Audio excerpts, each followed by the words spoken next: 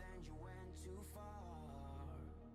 When your ship has sailed and all your dreams are lost, everything is wrong, you feel like it's your fault. Just remember, I will be there for you, baby. Remember, there's nothing out there to get you, don't forget it. When life throws lemons, just call on me. Just call on me. Just call on me. Just call on me.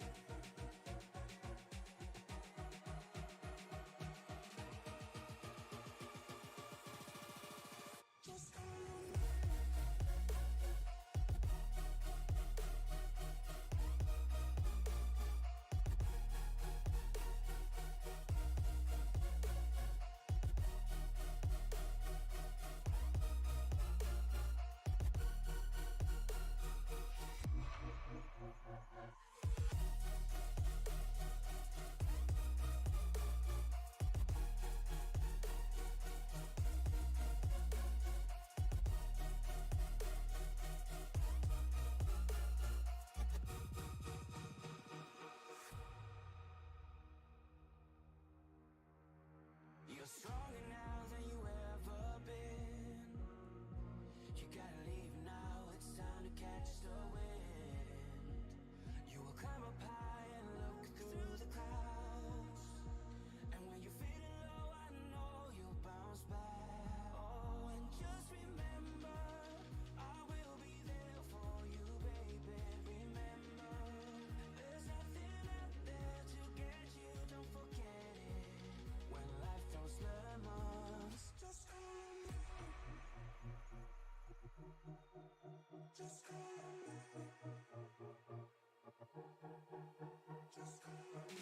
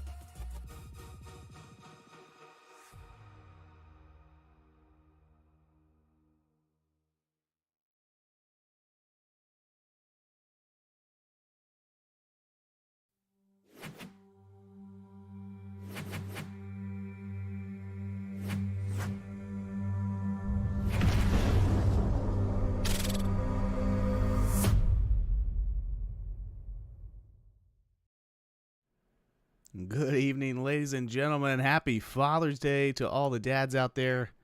Thanks for joining us once again here at the Icon Cup Series. We are here at Homestead, Miami. A little bit of a change up from what we were expecting on the schedule earlier in the season. We were hoping to be at the Mexico City road course like the Cup drivers were today, but Iracing sadly did not send that track out in time for Icon to use it. So we are here at Homestead for the Homestead 241. Looking forward to it. As always, I am Shane Cochran here with Sim Racing Media. In the booth with me is Alan Bergen. Alan, how's your Father's Day going so far? Going great. Happy Father's Day to all the dads out there. Happy Father's Day to you too, Shane. But here we are at Homestead for 161 laps here, 241 miles. And our stages tonight are at 1500. Fuel strategy going to be king here. Talking to some of the drivers, they were already working out that strategy. And, here we are, 3 minutes in the warm-up here. And, Adrenaline Motorsports looks to dethrone Brian Smith. Yeah, everybody been chasing Brian so far this season. Let's take a quick look at our point standings. Brian Smith with 6 wins on the season. Nathan Finnegan, the only other driver with more than 1 win, And then we've got Ryan Patty, Braxton DeWeese, Jacob Smith, Cody Neal, Chuck Van Schaik, and John McNeil stamping their trip into the playoffs.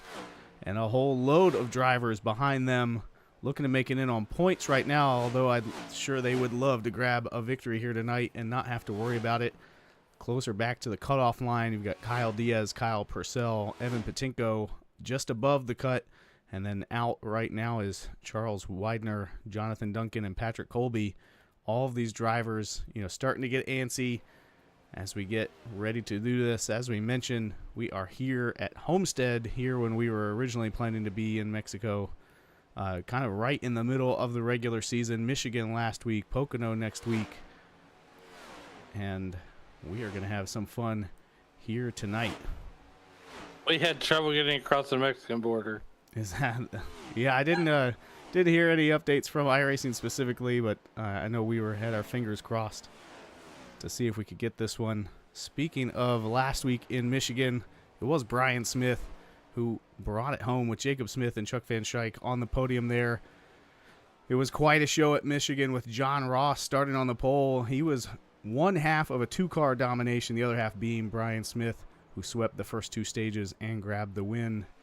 And there were a handful of, just 1- and 2-car cautions sprinkled throughout that race. But then there was a huge 12-plus car incident, the big one happening at Michigan on lap 55 that really shook up the strategy and then kind of triggered a flood of cautions over the ensuing restarts. As we went back to green flag racing on lap 66, the fuel window kind of came into question. We were in the broadcast booth. We're trying to guess how far guys can go. Our calculators were saying 28 laps, but the fuel saving that those drivers were able to pull off got them to go up to 10 laps further with the help of some caution laps. John Ross went on to lead 45 laps in that final stage, utilizing a short pit strategy and some raw speed to gain track position and build up a 4-second lead. Unfortunately, his gas tank did run dry on lap 114.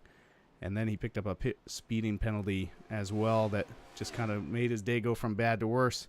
And that would hand the lead back to Brian Smith, who we mentioned took the victory. And Brian and Jacob, have just been kind of dominating here in the last few weeks, with Brian winning the All-Star race at Charlotte, Jacob winning the points race at Charlotte, then Brian winning at Nashville and Michigan. Those drivers are certainly the ones to beat right now, Alan. Yeah, absolutely. And here we are too, and here's the monkey wrench that's been thrown in. Iracing had the update this week, so that's also going to be coming into play as they redid the tire model on these cars and the track models. So nonetheless, these guys are going to have to be on top of their game and take care of them tires because they do wear out. And a lot of these guys are going to be running that high line, the Kyle Larson line, and that's what I'm looking forward to watching. Yeah, the other detail in this update that kind of threw me off for just a second when I jumped in the car this week is that the dash is actually changed to look more like what we see in the real Cup cars. But it was just one of those things that threw me off when I jumped in the car. Is the lap time wasn't where I expected it to be, the gear wasn't where I was expecting it to be, etc. So I'm sure drivers have had some practice to adjust to that, but just one more thing to kind of shake up this race, as it looks like Jacob Smith has taken the pole here at Homestead, and Brian Smith right there on the outside of the row. We mentioned these are the guys to beat, but when I look back through the history, the last driver to win here is that driver starting third, Braxton DeWeese. And so he's going to be another driver to contend with. Bentley Glazer is fourth, Kyle Purcell fifth, Patrick Colby sixth, Kevin Gunther in seventh, John Ross in eighth, Nathan Finnegan ninth, Jonathan Duncan 10th, Chuck Van Schaik 11th, Sean Purcell rounding out row 6. Then it's going to be John McNeil, Anthony Tizio, Brad Delph, Grenell, Ryan Patty, Charlie Widener, Charles Woods, Michael Taylor rounding out the top 20, Evan Patinko, Zachary King, Michael Jennings, Adam Ball. They're in row 12. And Ethan Van Colley, Hanover Fist, 25th and 26th, Cody Neal, Jacob Gladelich, Zach Lockett, The Rocket, Kyle Gilbert in 30th, Nathan Brzezowski 31st, Chris Camber in 32nd, Robert Bloom 33rd, and Cody Eldred will complete this 34-car field in 34th here tonight at Homestead. It's going to be a good one. You know, I am ready to get rocking and rolling. And, you know, I'm kind of sad that we're not on a road course, but you know what? 161 laps here. This is going to be awesome here tonight. It's going to be dynamite. And I'm excited to see what the Rocket Zach Lockett will do. But I'm going to have to pick the boss, John Ross, there in that number 44 car. He does have a great-looking scheme tonight. Also looks like Patrick Colby running a new scheme here representing the University of Alabama. Go Auburn. Go Auburn Tigers. You know, a funny story about this as we get ready to go green. We'll come back to that story. Green flag is out here at Homestead Miami Speedway, and Jacob Smith out to an early lead in that patriotic pink scheme. Brian switches outside, and here we go.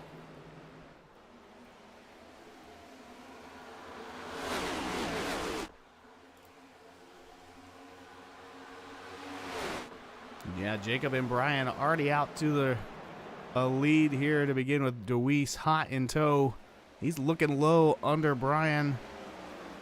Behind him, Bentley Glazer already trying the high line.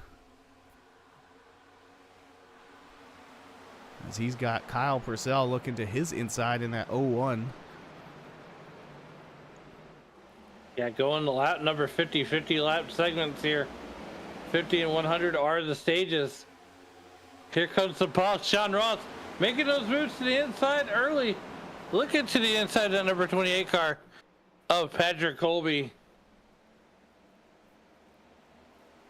Yeah, I think, Alan, there was actually a typo in the schedule. The schedule says that the stages are 50 and 100, but in the race information provided this week by Ryan Patty, it's 40 and 80, I believe.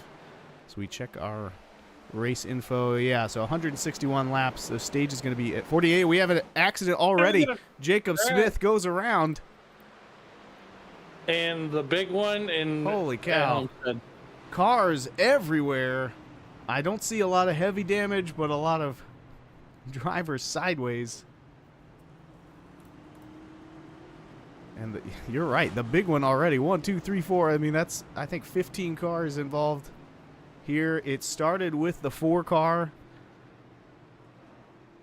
Let's go back and take a look. Yeah, just gets loose all on his own. Brian and Braxton able to avoid it. Glazer into the wall as he avoids contact. Gunther into the wall. I don't think anybody... Oh, and there it is. That 95 car careens into Jacob. Hanover sideways.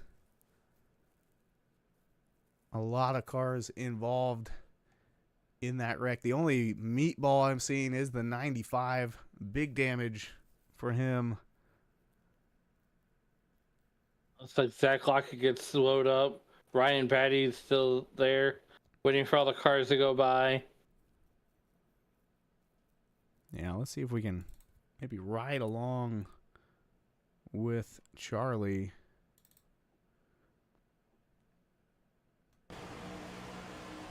I mean, this wreck is happening 20 or 30 cars ahead of him. Really nothing he can do at that point. These cars are already kind of racing on the edge of grip, even when no one is spinning in front of you. So when it's time to make evasive action, you don't always have the ability to do so. As we see, the 95 does his best. Still makes some contact there. He's going to be down pit road for some repairs. Oh, that back tire is not spinning. Yeah, that's going to be big time. So we see a number of drivers on pit road. The 55 the 4, the 87. So we mentioned both Glazer and Gunther there in the 31 got into the wall to avoid contact with the 4.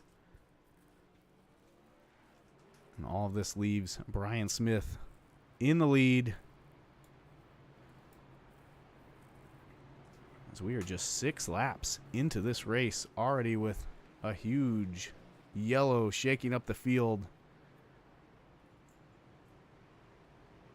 Jacob and Bentley and Gunther now all losing more than 20 positions from where they were just 5 laps ago. Definitely not what they were looking for. Well, I will say this, though. It's early enough in the race that, well, you can get that damage fixed and still have enough cautions.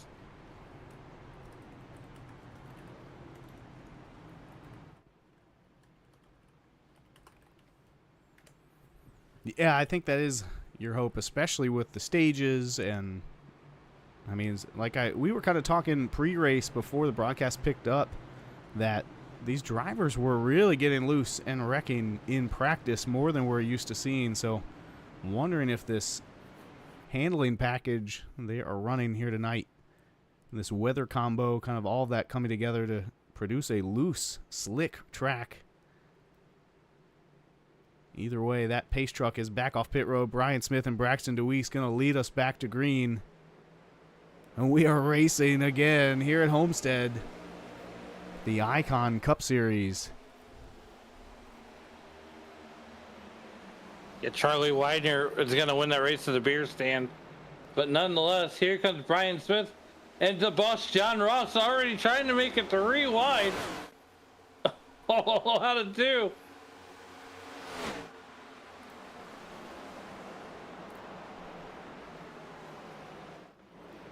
John Ross already trying out that high line. Braxton DeWeese in the middle of the racetrack. I feel like the high line's going to have the advantage. You're going to have to get through, you have to get to the high line and run that Kyle Larson line. I feel like that's going to be the safe bet. Yeah, I always felt like Homestead was kind of like if Michigan and Darlington had a baby, where you get so comfortable in the high line like you do at Darlington that it's actually difficult to make a pass when you have to go low. But at the same time, you've got to be looking for clean air. You've got to be doing something something different than the guy in front of you. Very similar to Michigan. As Chris Camburn is back on pit road. I mean, I would almost rather be the first car lap down, which if the caution were to come out, Hanover Fist would be the lucky dog, if you will. But here comes Michael Taylor making a move on the 16 or on that 15 car to Tizio rather. I'll figure that one out by yeah. Both of these drivers using every inch available to them on the track.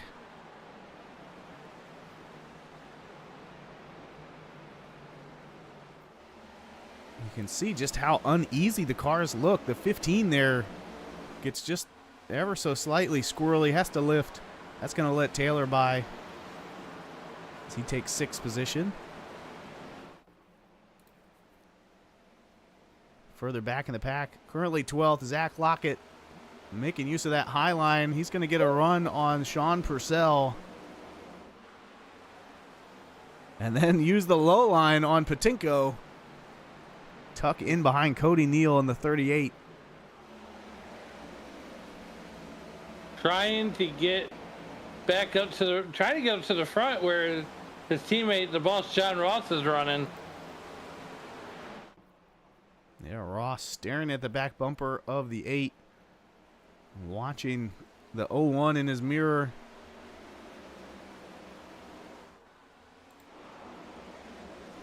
Ryan Pattery and Zachary King side by side. This is a battle for 15th.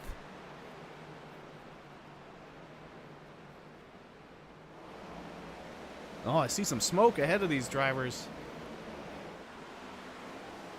Suspect that We got the 3 wide was the culprit, but everybody's still moving. Oh man, this is awesome. We got cars everywhere, 2, 3 wide.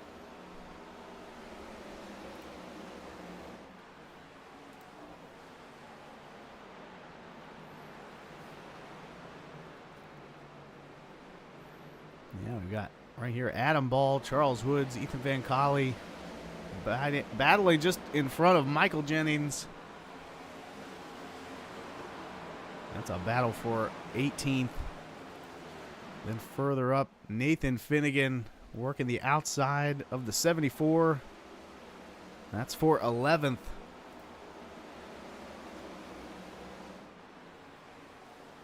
You know, Alan, I just feel like Homestead is one of those tracks that always delivers. Always great racing. Absolutely. Oh, Zach Lockett almost ran out of room. He's got to go make an evasive move on the 6-car, Nathan Finnegan, and he's looking for another one, that 2-for-1 special, and not gonna kind of come up just a little bit short, but oh.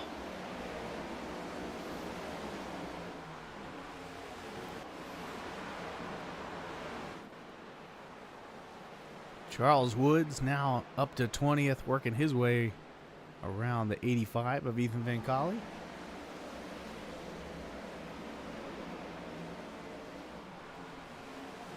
Couple drivers smacking the wall on exit. Smoke flying. Oh, and we have our second caution. Chris Camburn involved. We can see there's some smoke right there as well. I don't know if that was Camburn or another driver. Go back and take a look at what happened to him.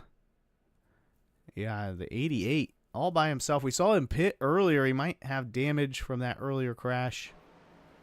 Just comes around on him. There it is. Right there at pit exit. And then tries to get it going and get out of the way. I like Chris Camburn's paint there. He's going to go and copy today's winner, SGG. Yeah. Spoiler alert. Then I think he spins again. Yeah, this is actually what brought out the caution here. As he's just trying to make it around a pit road, he comes right up into traffic clips the racetrack there. The right rear Bentley Glazer avoiding another one. Yeah. Chris here trying not to, just doing his best to stay out of the way. Sometimes you just can't avoid it. And that's going to be our second caution of the night here on lap 15.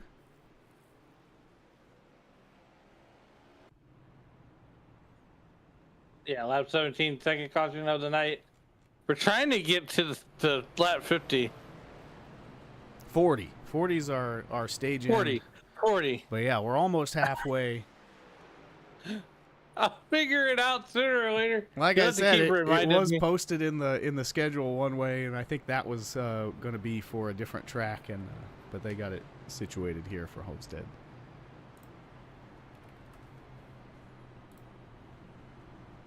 We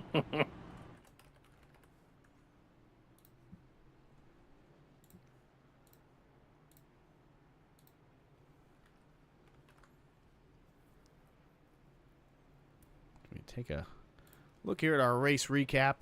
Like I mentioned, the past winners here, Braxton Deweese and Brian Smith, have both won at Homestead here in the Icon Cup Series. Jacob Smith was on the pole, but he was also our first caution of the night there on lap 3. And then just a few moments ago, Chris Camburn trying to get back to pit road. Can't keep the car straight. Brings out another caution. Didn't see any other drivers actually make any contact on that one, but had a few of them probably changing the pants. That's all right. But nonetheless, we're lined up two by two, Noah's Ark style, just behind that Iracing.com pace car.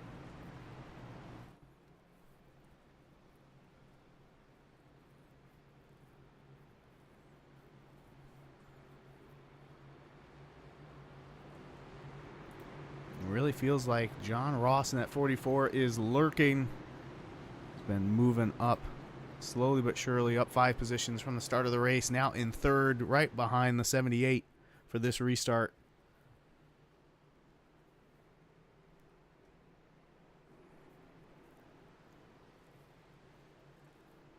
We jump up to the SRM blimp for this restart. Pace truck back on pit road through the restart zone. The 78 gets a great jump.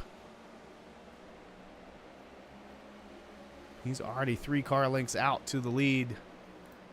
Back behind him, Braxton Deweese secures second for now. And Ross is under fire from the 01 up high.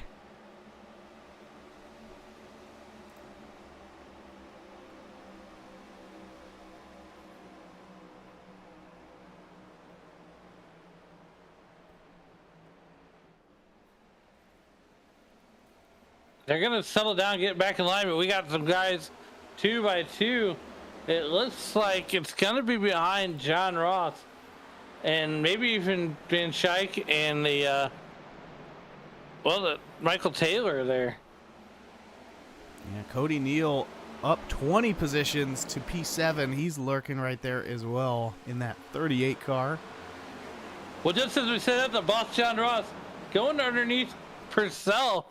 Kyle Purcell for that 3rd position. He's not wasting any time getting to the front.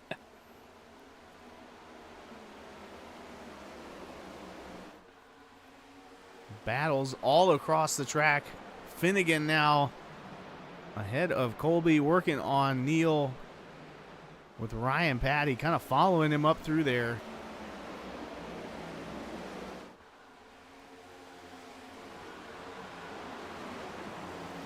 These guys are 2 by 2. Here comes Ryan Patty in that 30 car, that Valvoline ride, and he was involved in the big one there, and he must have got all the damage fixed. It might have been cosmetic.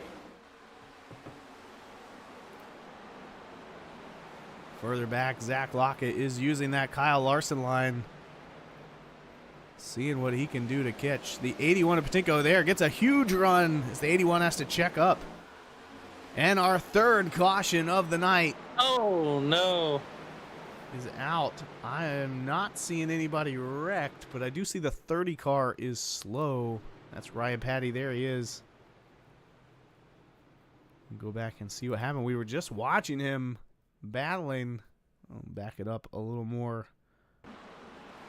As he was following Finnegan through the field, working the low line. And then right there, just gets loose on exit. Actually, a pretty great job of keeping it off that inside wall. And just as I said it, it was almost a great job of keeping it off the inside wall and not coming back up into traffic either. When he finally gets it slowed up, that's what brings out the 3rd caution of the night.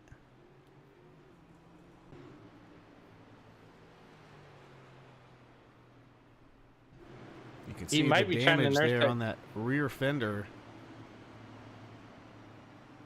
Oh, is that back tire spinning? I think it is. I don't think can't tell from this angle. He doesn't have a meatball flag, but you know, I'd want to get down pit road as soon as possible. Like you mentioned, the best time to have a problem here at Homestead is early in the race, so you have some time to make those repairs and make up the track position later on. Meanwhile, the top 7 and the majority of the top 20 still have not pitted, choosing to try and stay ahead of the chaos tonight.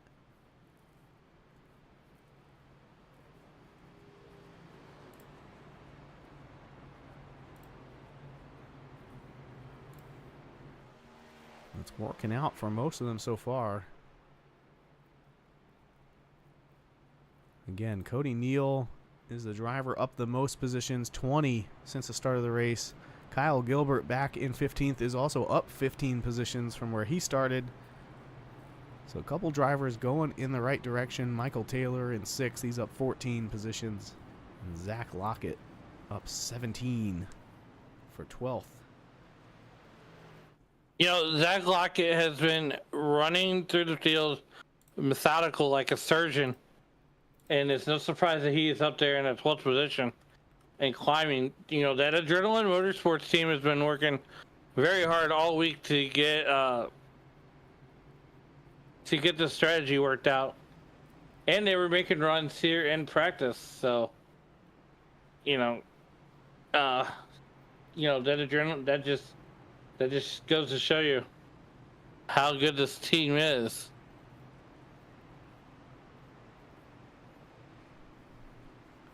"24 laps into this Homestead Miami 241.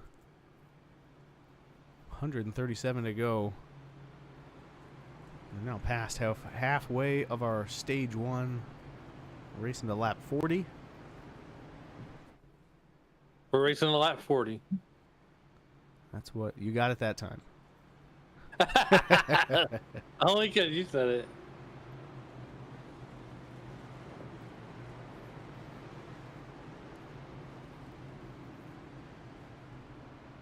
This is more cautions than I was expecting, Alan.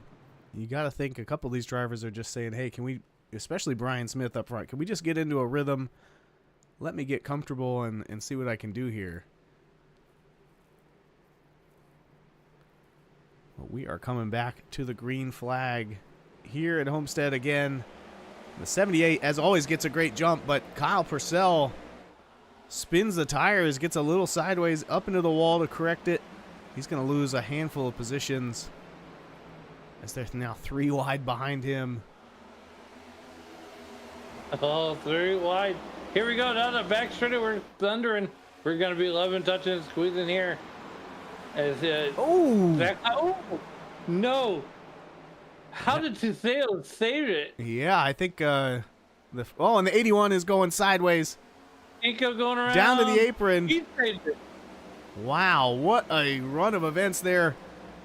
The 81 goes to look the inside of the 15. The 15 throws a block, and the 81 says, hey, I don't appreciate that, with a little bit of a bump. And then the 15 is able to save it.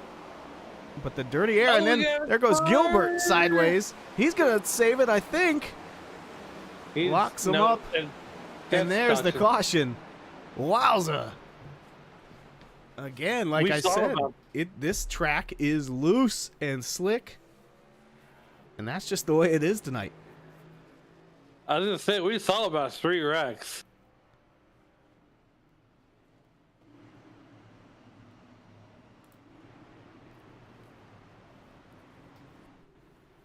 Exciting times here in Miami.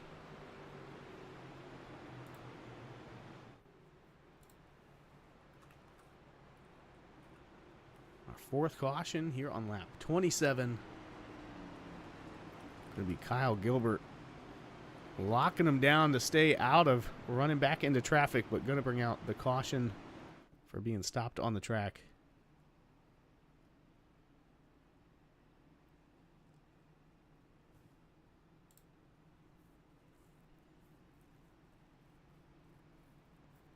I'm having fun.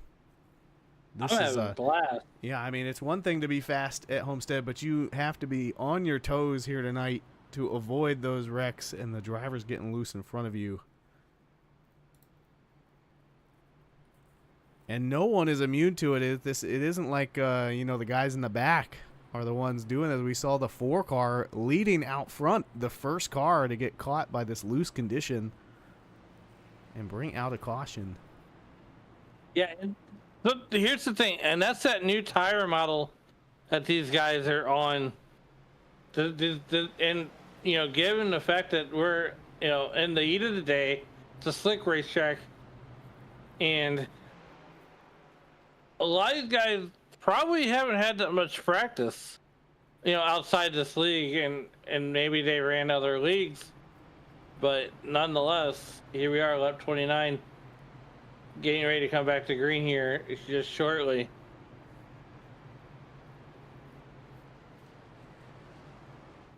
Yeah, starting to make me nervous for my league race coming this week. Make sure I get some practice with this tire model.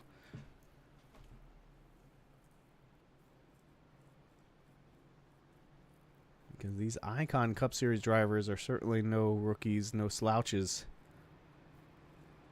Very high caliber, kind of veteran drivers here. Again, I was just surprised by how loose these cars look. almost like the Xfinity car more than a next-gen car.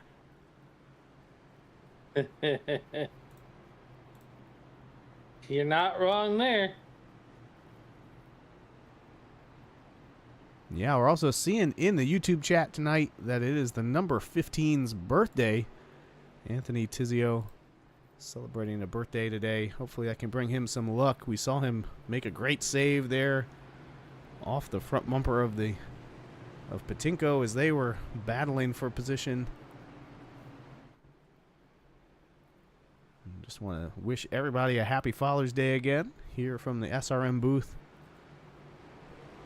Had a great weekend with my dad, hanging out with my kids, his grandkids, and we just, we had a few beverages and hung out. Nice.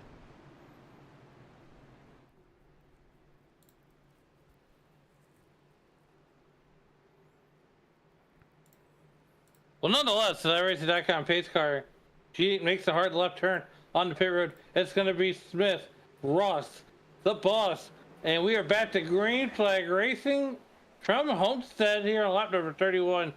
And Brian Smith gets out to an excellent start.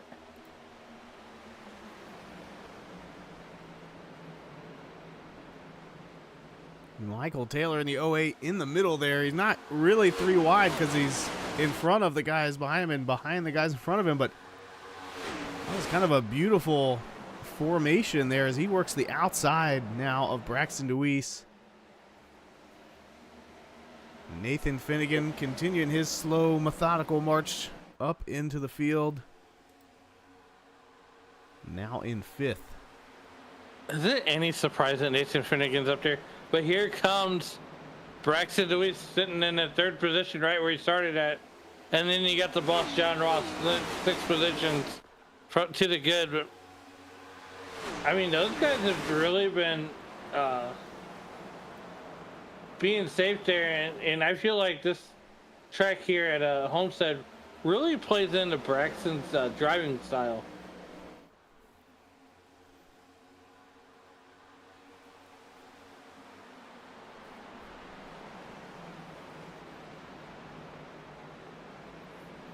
Yeah. And there goes another car sideways. That's. Oh no! A number John of cars McNeil. now sideways. McNeil, Colby,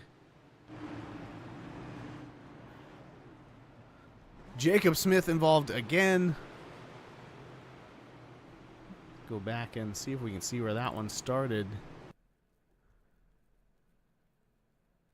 Here we're watching Colby ahead of Patinko. See, there's already somebody going around in front of him.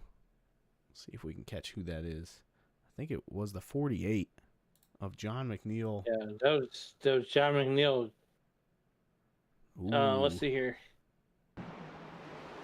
He's gonna get loose, and he comes down across the nose of Purcell, and then he heads up to the wall, collects Colby, a few other drivers. They're the 11 picking up damage. Let's see what happened to Jacob Smith. I see him down there on the apron. Oh, he's just there behind the 01 and the 48. Goes up the track to avoid it. And then gets loose himself.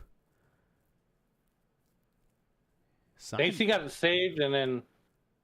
Yeah, let's see. We got a number of drivers coming down to that apron to avoid the wreck, and then he's right there in front of him. Wow. Patinko able to avoid him. That might be the Allstate good hands move of the race so far. I like that. I think that was Patinko.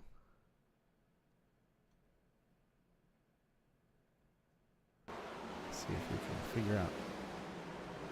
Because that's an onboard I want to see.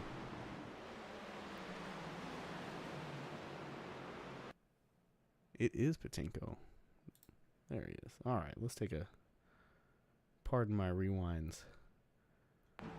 As he's coming. Yeah, it looks like, I'll just go to the apron. That's where it's safe. And then the 4-car is drifting down. Woo! Oh, that was close.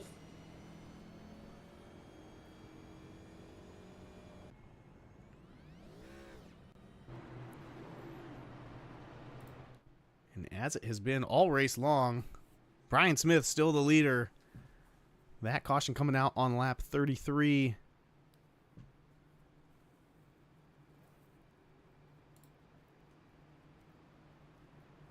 John McNeil getting loose.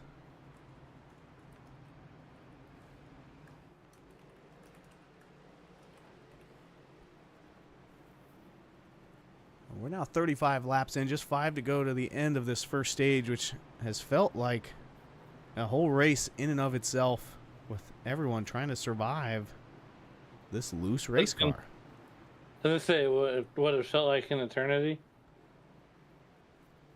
I don't know. I hear eternity feels a little more, I think the temperature is a lot higher, but here at Miami, it must be hot out there. Take a look at our weather situation.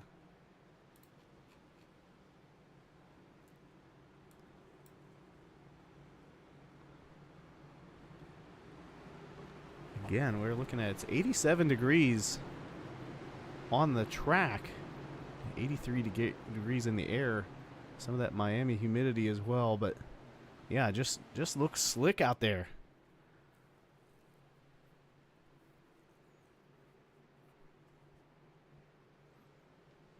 We've seen Cody Neal be pretty fast all night. Let's jump on board with him for this restart.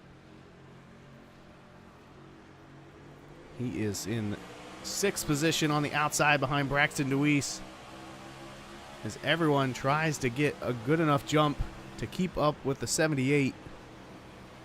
Just 4 laps to go until the end of the stage. Finnegan down low to his inside.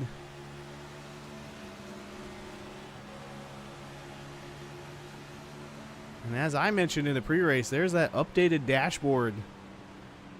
Just a little bit different from what our drivers have been used to. All the same information, but just in a different place. And that big rainbow tack, dead center. Also notice drivers are downshifting to 4th to help rotate on entry. And that could be contributing to some of these loose conditions. Is Finnegan going to jump up in front and then Cody Neal cross him over down low? What an evasive move that Cody Neal just had to make in that number 38 car. Oh, and he gets loose. Oh no! Save it, save it, save it, save it! And that's going to be the stage. That's the caution. 6th one. And that's going to hand the stage win over to Brian Smith, who just turned the fastest lap of the race there on lap 38. But Cody Neal going to be the one that brought it out. And we don't need a replay. We were on board and watching that one. And I think aggressive is the right word, Alan. When you get somebody trying to move up in front of you like the 6 car, you've got to stay in the throttle and keep that momentum. And for Neal, that meant going down to the low line where maybe he hadn't been running as much, and the car just got snappy loose there on exit. Oh, man.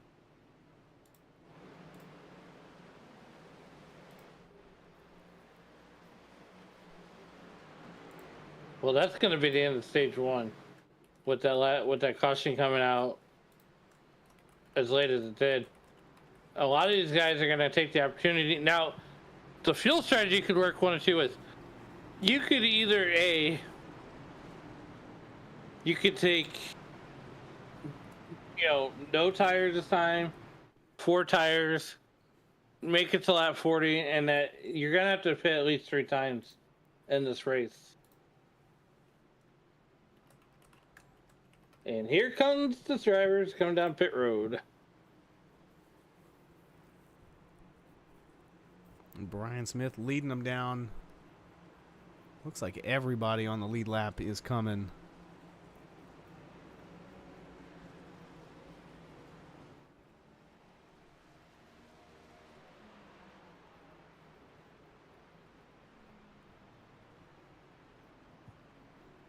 Deweese overshoots his pit stall by a foot or 2. That's going to cost him about a half second, so he has to back up. We do see some drivers starting to play some strategy. Looks like Chuck is going to come off first on pit road. And Jacob Smith, who pitted there on that last caution, just before that one on lap 35, he's going to stay out and inherit the lead. So Van Schaik taking 2 tires, everyone else taking 4. And typically, Alan, I feel like you take 2 tires when the car is tight because it helps it rotate. So I'd be a little afraid to go out here on 2 tires, knowing how loose these cars already are.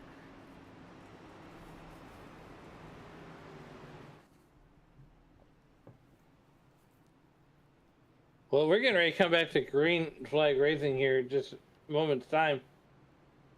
I want to take the time to once again wish everybody happy Father's Day. And don't forget to like, share, and subscribe and hit those bell notifications. So that way you're notified every time that Sim Racing Media is on the air with the Icon Cup Series.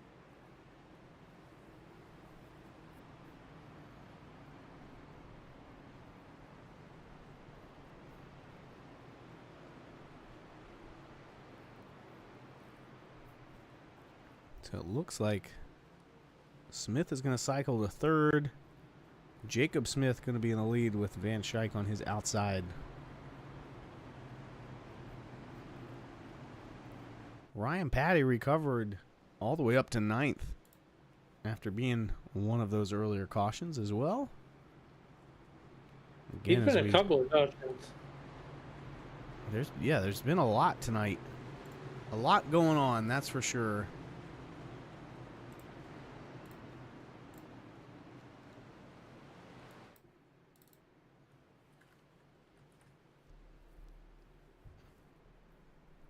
Drivers are coming out of turn 4.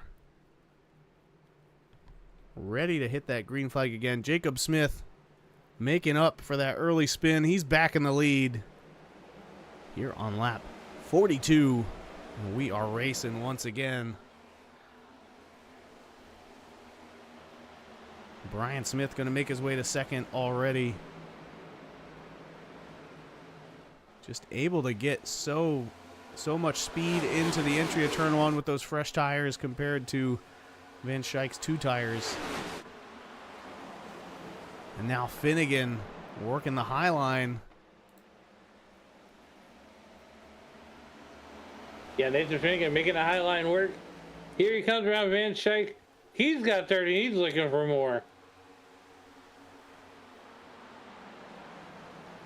Yeah, I think if you already weren't favoring that high line for speed or for tire savings, I think I'd be favoring it now just because usually you aren't quite as loose up there.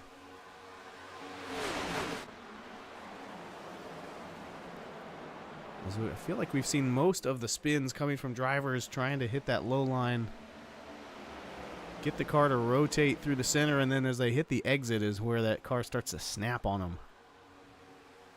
Yeah, absolutely. I can agree with you there more. But here comes Brian Smith looking to make a move on Jacob Smith there and that number 4 car. Gonna grab a little bit of the wall there.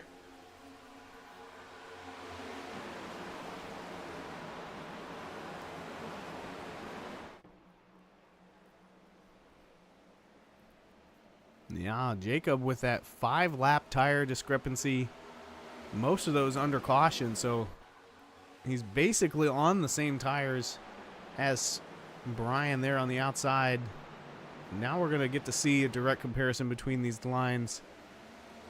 As Smith looked like he was carrying some momentum. Now he's going to use it to dive low, heading into turn 3. And that almost looked too easy, Alan. That almost did look too easy. It's almost like he gave it to him. Maybe Jacob knew that Brian was faster. Here comes Brexton DeWeese, though. Right there in that 4th position. He's going to jump back in the line.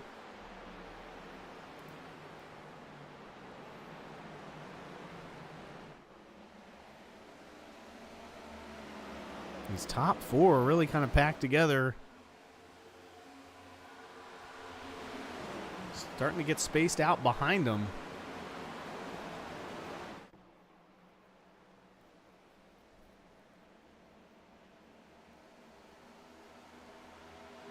Oh, Braxton going to slide up in front of Nathan Finnegan. These top 5 drivers doing everything they can to get a pass done quickly and then try to move forward. But so far, we're just seeing the 8 and the 6 kind of trading this 4th position back and forth as 1st and 2nd pull away. Dewey scraping the wall, sparks flying, using every bit of the track to keep that 8 car wound up and moving forward.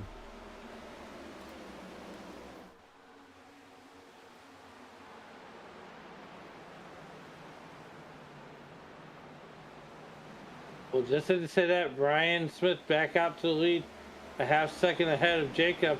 Braxton DeWee's going to grab a little bit of wall, and that's what's going to happen whenever you're running at highlights here under our 7th caution of the evening. Chris Camburn again involved in this one.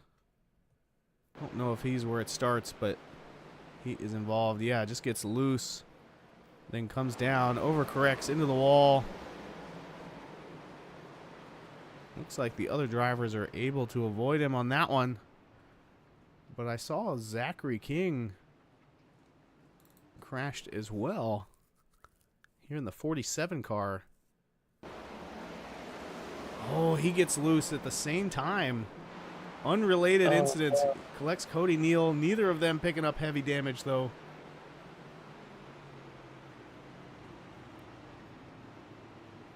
So multiple drivers getting sideways.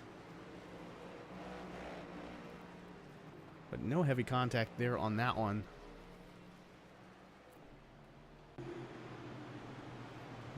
We have made it to lap 50. As drivers are, at least a few drivers are hitting pit road again.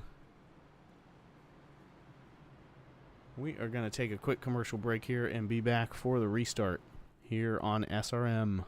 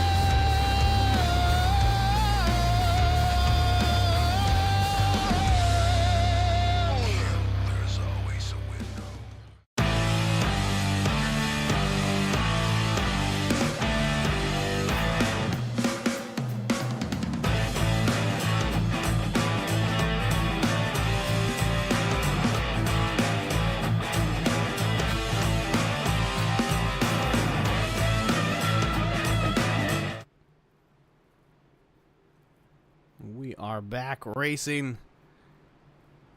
Oh, no, they called it off. Iracing adding one more lap to this caution. Anyway, we will be back racing here at the Icon Cup Series in one more lap. Looks like we had a crash under caution that might have extended this. Cody Eldred. Oh, no. Maybe involved. Maybe just a technical issue for him. Anyway, looks like he's got it going again, but that did either that delayed it or the admins delayed it for whatever was going on there.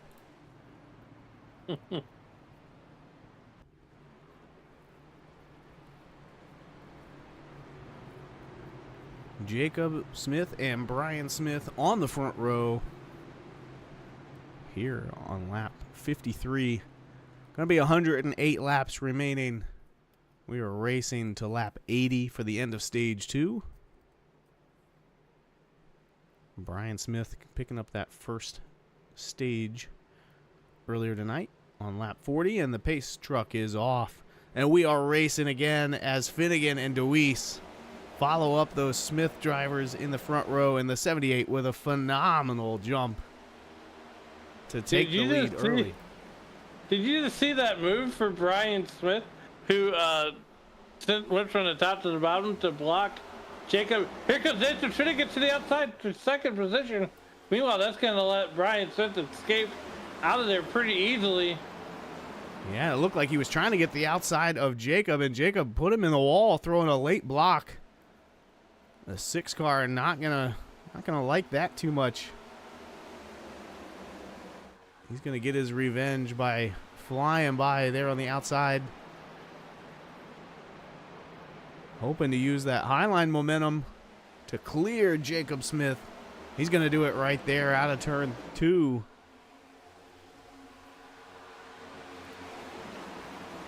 We've got some side-by-side racing here as Ryan Patty recovering from an earlier spin, racing with Zach Lockett. They're going to run out of room.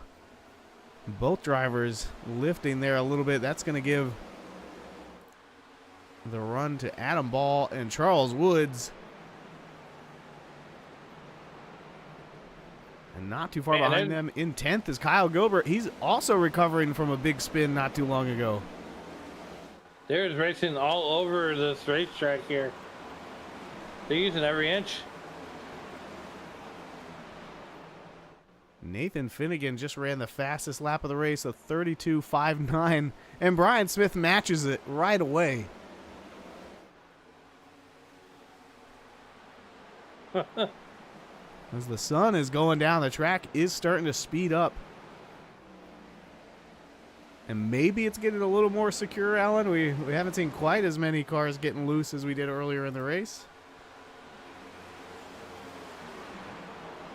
Well, just so you say that, here comes Kyle Purcell. We'll make that Michael Taylor around Kyle Purcell. Give that top 5 to Michael Taylor there.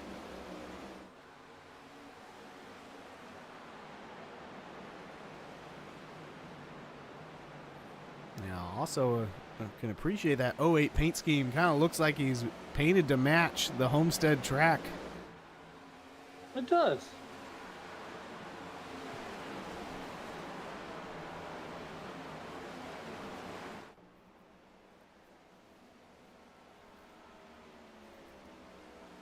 Taylor, one of our Michigan drivers.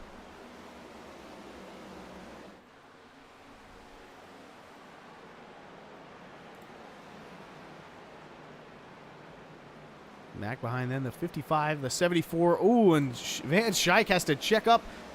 The 74 still gets loose. Gonna save it. That's Sean Purcell.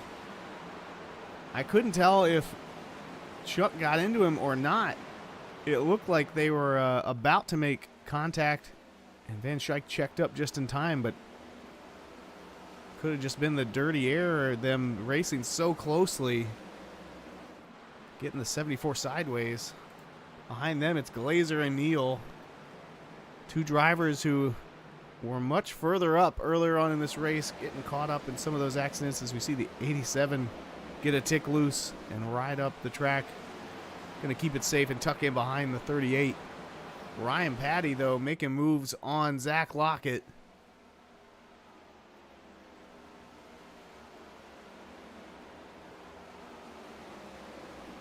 This is a I battle mean, for Brian sixth. Smith. I was say Brian Smith out to have a second lead, but here comes the Rocket, Zach Lockett. He's battling Ryan Patty and Michael Taylor.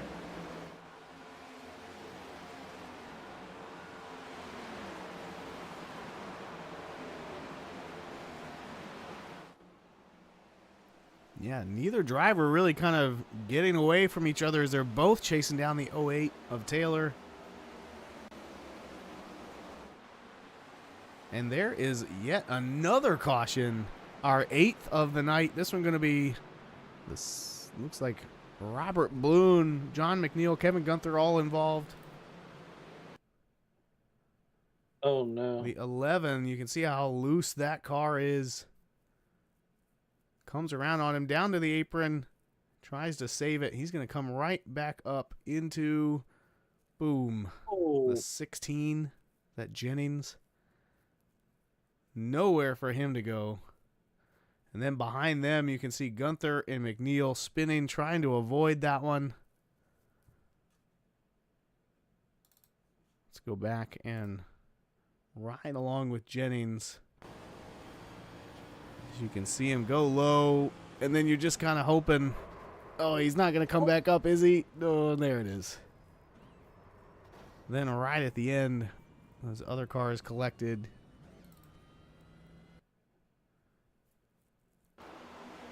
McNeil. Yeah, I mean, once you see those other cars wrecking in front of you, the focus you need to keep these cars driving on that edge goes away for just a second, and you get sideways. Not too much contact there for him.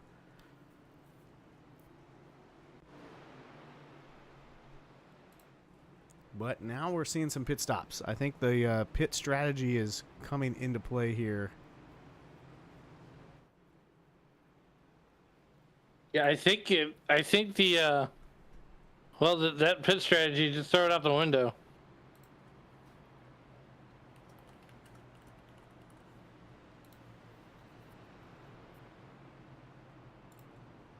Still about 16, 17 laps to go here in stage 2. This race becoming a battle of attrition.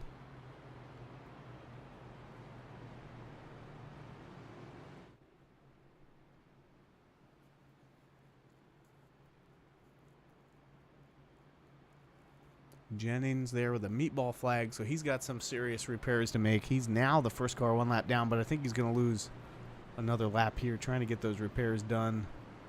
That'll leave 27 cars on the lead lap.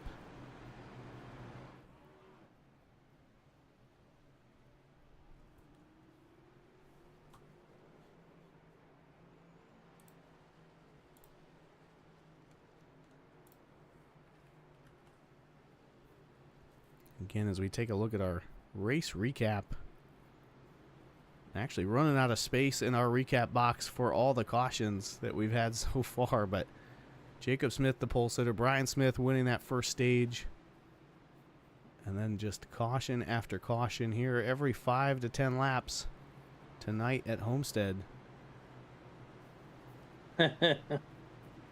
Look, you know,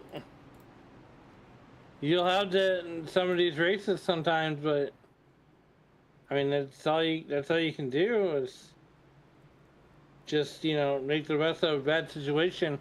As the iRacing.com lights are out on the pace car, and well, we're getting ready to go back to green.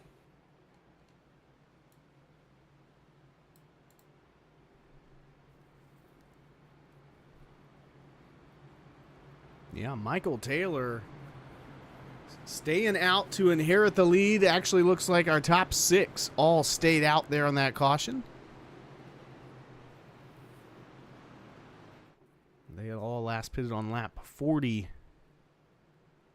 I think they are playing the stage point game while some of the drivers who just pitted are maybe planning for the end of the race. Either way, that's going to put Ryan Patty on the outside of Michael Taylor. Here on this restart, Taylor gets a good jump, Patty gets a good jump, and they are racing back into turn 1.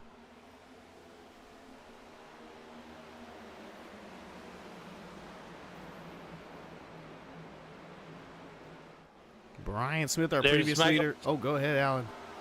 As I said, there's Michael Taylor and Ryan Patty doing their thing here, and they're neck and neck down the back straightaway. Who's going to get that advantage? It's going to be Ryan Patty. Yeah, Brian Smith all the way back to 12th there after his pit stops. He's going to be trying to work his way back up through these older tires before the stage expires.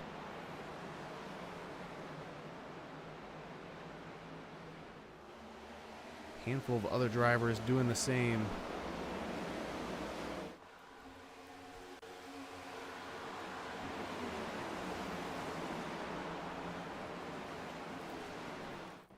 Kyle Gilbert running third right now. He's up 27 positions on the race so far.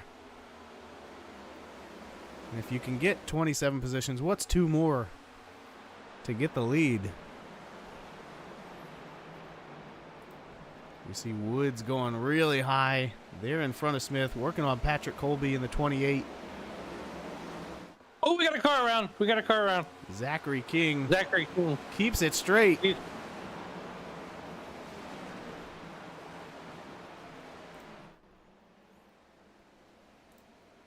Oh, and Smith hard into the wall with another car. No caution, but a number of cars involved there with heavy damage.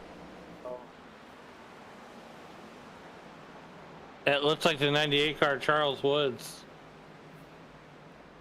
Yeah, we're going to have to take a step back and see what happened on that one. We knew Smith was working his way up through the field, trying to make the most of fresh tires. He goes 3 wide under the 28 and the 98, and then drifts up in front of the 28 and gets loose.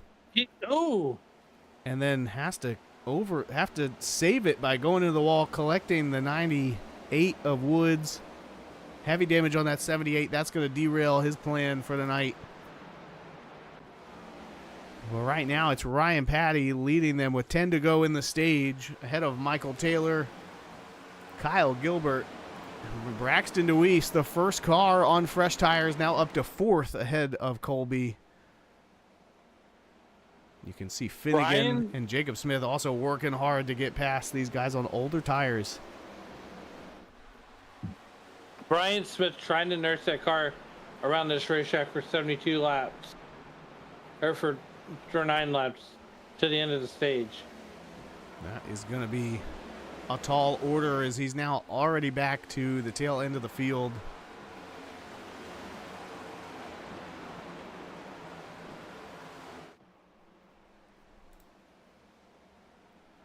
Colby trying to hold on to as many spots as he can.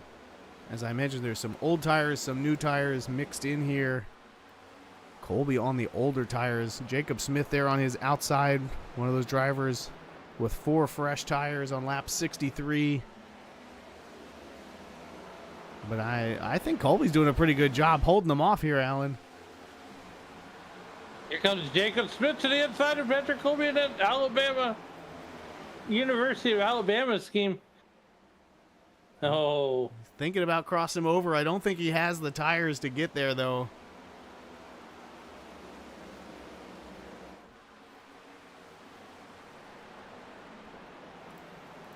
Deweese now inside of Gilbert. Going to make quick work of those older tires as Kyle Gilbert having to lift big time. They're out of turn 2. And here comes Braxton DeWeese running that 3rd position. Right behind him is going to be Nathan Finnegan and Kyle Gilbert. Now Jacob Smith going to get a little loose. He's going to save it. Yeah, sometimes you can just get so excited when you know you have a tire advantage and you know you're kind of counting down a handful of laps to the end of a stage. It can be a lot of fun, but it's one aggressive push on the throttle and get that car turned all the way around, heading the wrong direction.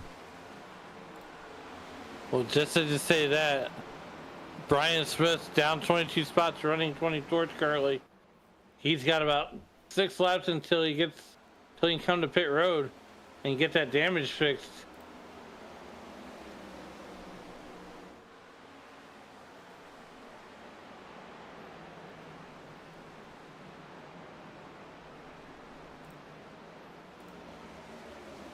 55 working hard here on the outside.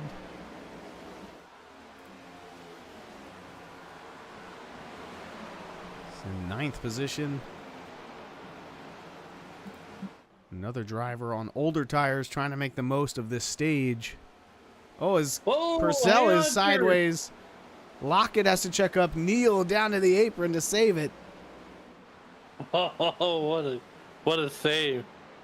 I mean, I think what we're seeing is the drivers over the course of the race have started to figure out how to save these things, because we are seeing some amazing saves here in stage 2 that we were not seeing in stage 1. You're 100% correct.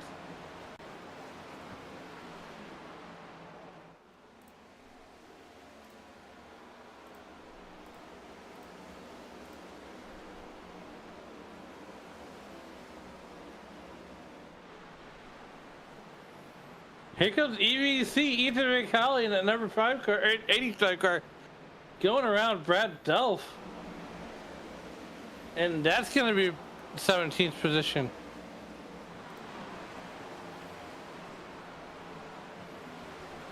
Gilbert and Colby fighting for P6.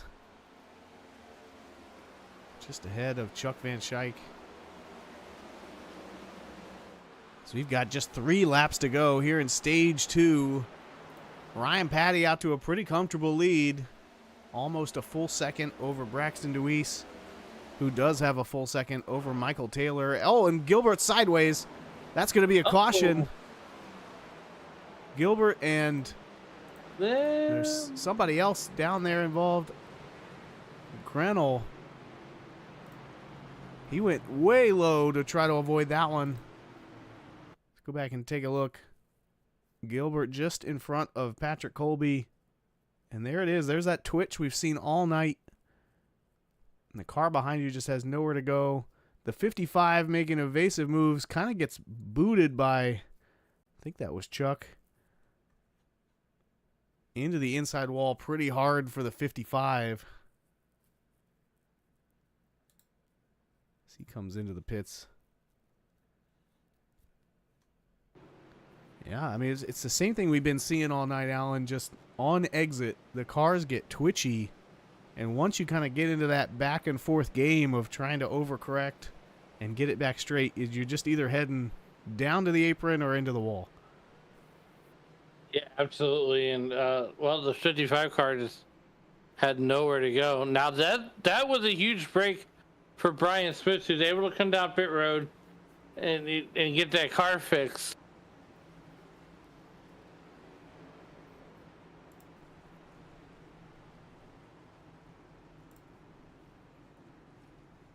That 9th caution coming out on lap 78 for Gilbert. And that's going to be that should be the end of stage 2. I believe it will be. That's going to make Ryan Patty your stage 2 winner.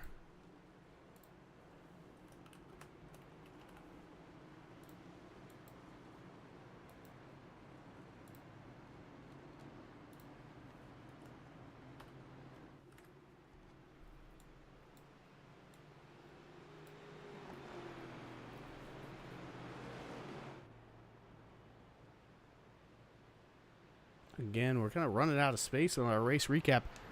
9 cautions so far.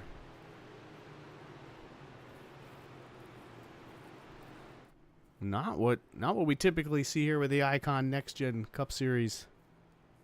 But as you called it, Alan, this tire update from Iracing throwing a wrench into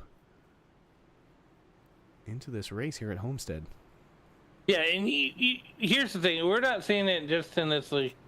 All the leagues across the platforms, and Shane, I would practice, especially if you're going to be at this track on Thursday night. Absolutely. Well, yeah, we've got Michigan this coming Thursday, and then Homestead the following one for our season finale. So I am taking notes for sure. But so far, the only note is don't get loose.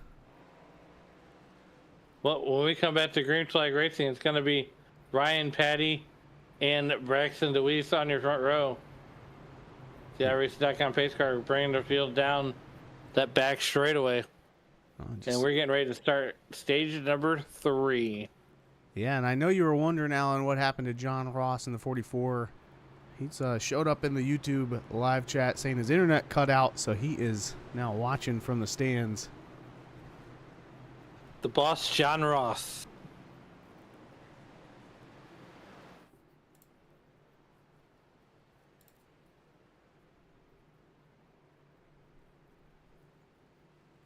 Coming back around to the green flag again here. We're going to start the final stage of this Homestead 241 here in virtual Miami. And the green flag is out as Ryan Patty leads us back to green on the outside, just ahead of Jacob Smith and Braxton DeWeese.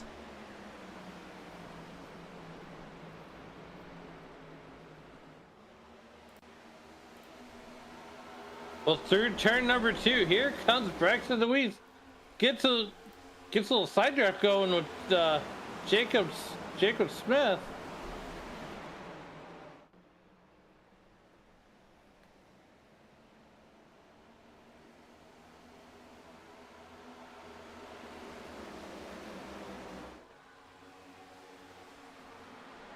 They're side by side still.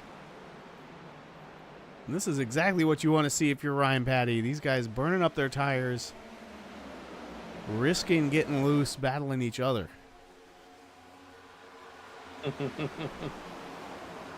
Patty started 17th, so he's really made some moves to get up here, survived some early spins. And give him his due. He made it all the way to the front with a mixture of speed and pit strategy to win that stage and now be out leading to start stage 3.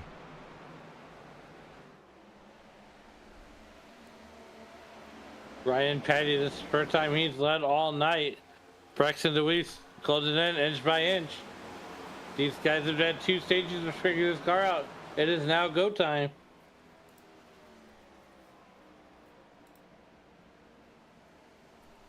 Meanwhile, they're 2 and 3 wide, back around 7th position. So we see Zach Lockett, Michael Taylor, Cody Neal, and Bentley Glazer all going at it.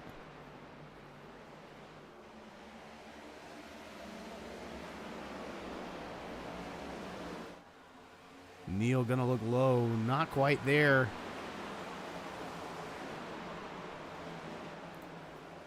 Behind them, Adam Ball and Zachary King racing from opposite sides of this wide Homestead track. Give that one to King. Oh, and Purcell and King both get into the wall. They call that a Homestead stripe. I don't think that's what you want to see here. Especially that when the guy in front of you is in the wall, there's almost nothing you can do other than panic and get in the wall yourself. I don't know if you want to panic so much, but the wall doesn't hurt as much when it's only 2 feet away, but King up in the wall again. He's trying that Kyle Larson line, but he's going to need about a half foot less on that arc.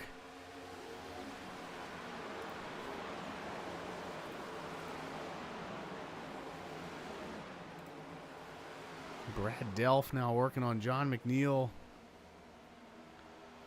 This is for 13th position.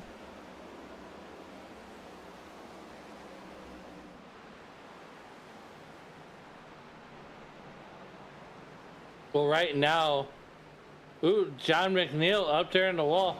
Zach Lockett, the Rocket, Zach Lockett, the best running Adrenaline Motorsports car, up there in that 5th position, just ahead of Bentley Glazer.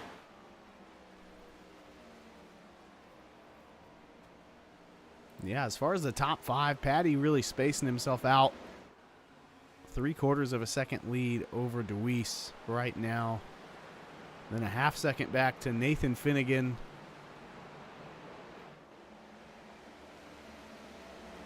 And then almost another half second back to Jacob Smith. I mean, there's almost nobody in the field that hasn't been involved in at least one spin and had to go to the back just to come back to the front. I mean, at least these guys know they can drive through the field.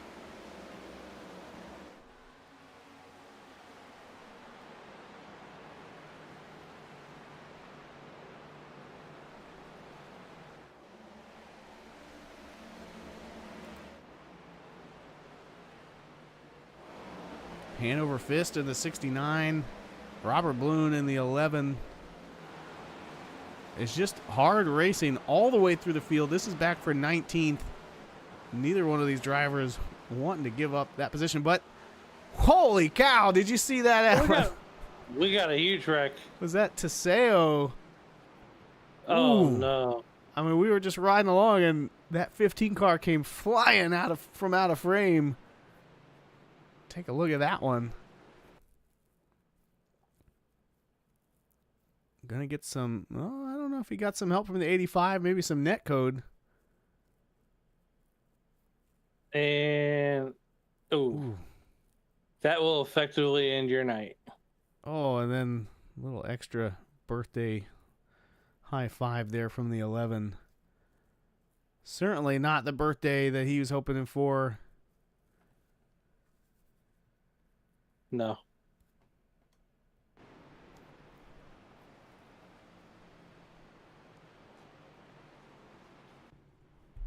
He is going to make it to pit road, though. No meatball for the 15, although I do see one for the 11. So hopefully Anthony can get back out on track. A little bit of repairs here.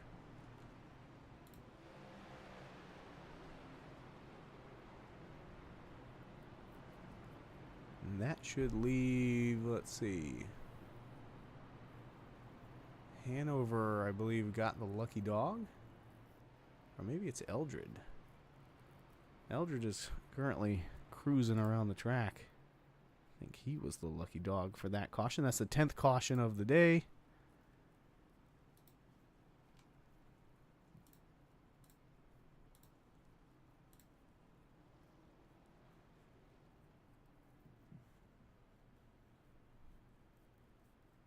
And that one involving Anthony Tizio and Robert Bloom. Tizio's on pit road right now. Or Robert Bloom, rather. He's on pit road. So is Anthony Tizio. Yeah, and so is Brian Smith continuing to make repairs on that 78 car. Look, for Brian Smith, it's all about points. He knows he doesn't have a shot to win this race now. But he does have a chance to get some points. He's going to come back down pit road.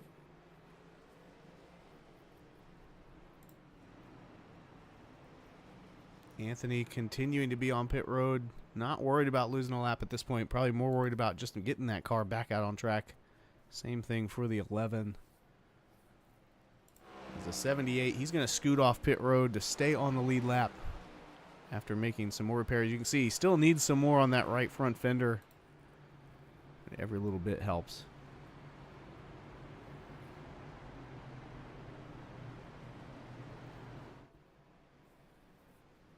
Well, here we are. We're at number 93 with the pace car lights are out.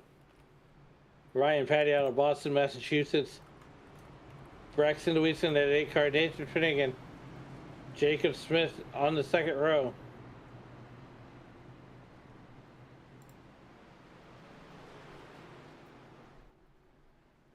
Going to be 68 laps to go at the line.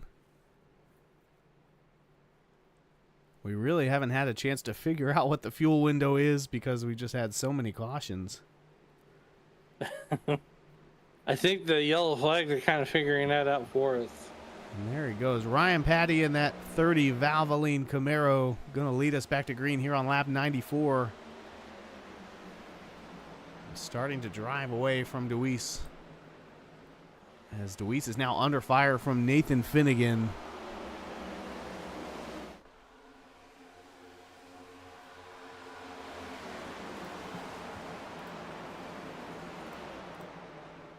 And here comes Bentley Glazer to the outside. He's going to try to make some moves around Zach Lockett. Oh, they're almost 3 wide as Cody Neal checks up and gets in behind Zach Lockett.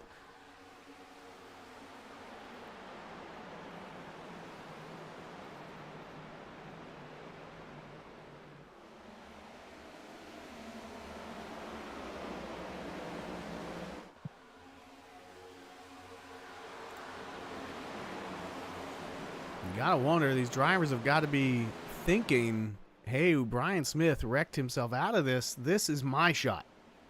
And that's how I think everyone's probably feeling. You know, Nathan Finnegan, the only other driver this season with 3 wins, or with more than 1 win, other than him and Brian Smith. But we haven't seen Finnegan in victory lane in almost 8 races. He won 3 in a row, Martinsville, Darlington, and Bristol, but that was all the way back in April, more than 2 months ago. Here it is, all the way back here in June, as we're working lap number 96, 97 right now. Ryan Petty hasn't won a race since Daytona. Yeah, a number of these drivers. It's one thing to get into the playoffs, but when another driver has the bonus points that Brian has, you need to make up some ground, as we have our 11th caution now for Brad Delph. Oh, it looks like he had some help. Let's back that one up a little bit.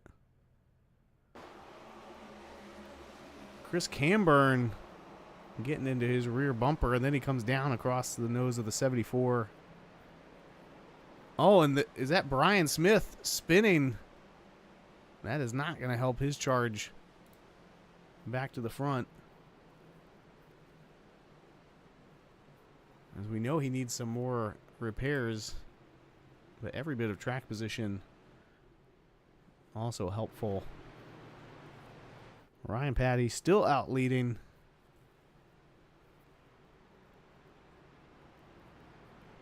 And with that, let's head to our commercial break one more time. Get yourself a frosty beverage or a hot one, whatever you're in the mood for here on this Father's Day Sunday night racing. We'll be right back with more racing in the Icon Cup Series.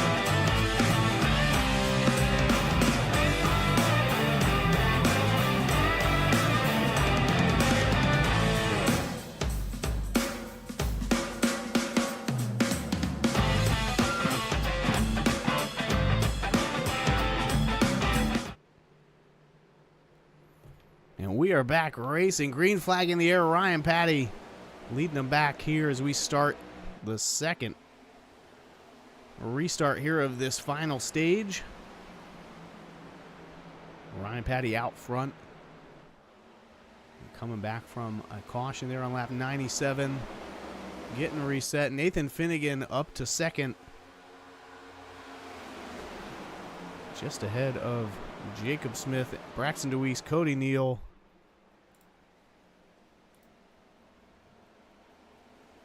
A lot of big name drivers kind of finding their way into the top 5 here tonight.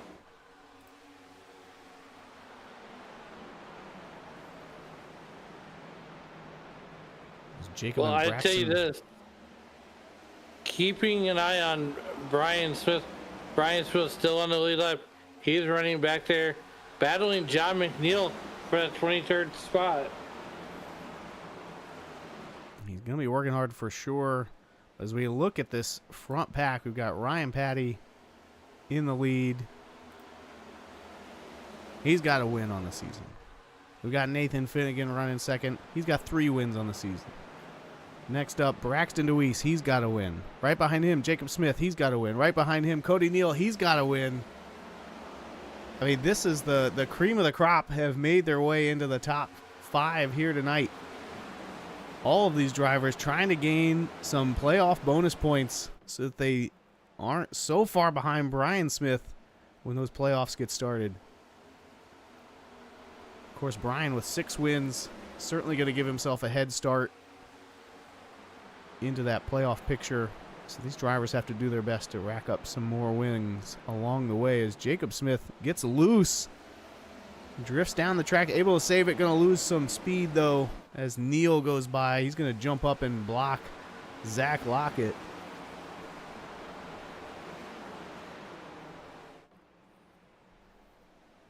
Tight racing here for 4th. As I say, here comes the Rocket Zach Lockett working that outside, battling Michael Taylor. As these guys are going to be more single filed out.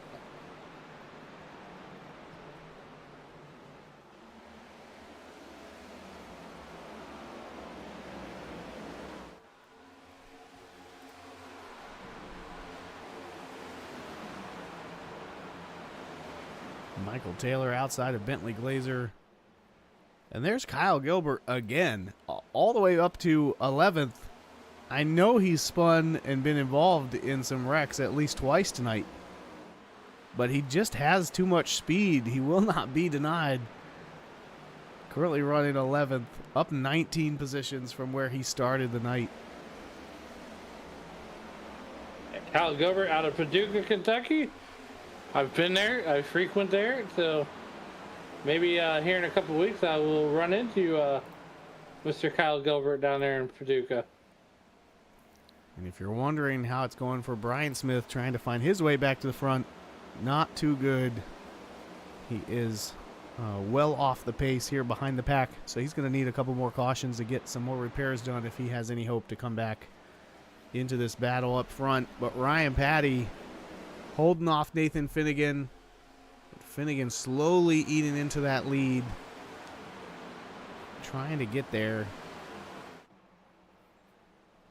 Let's take a look at how those lap times are going. It looks like Patty was faster than Finnegan the first 2 laps of the restart, but ever since then, Finnegan starting to chew into that. But then Patty pulls away by 500ths that lap. So these guys pretty much matching lap times, trading it back and forth.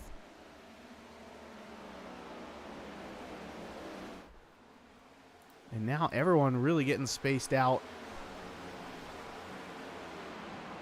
All the way back to the 19 car, who is battling with Chris Camburn and Evan Patinko.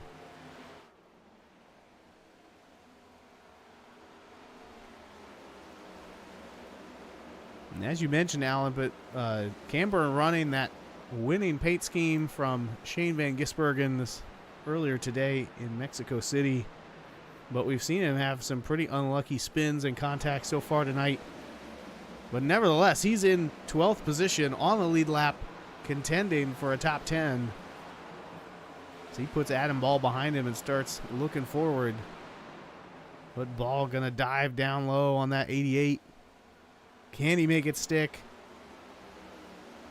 Not this time.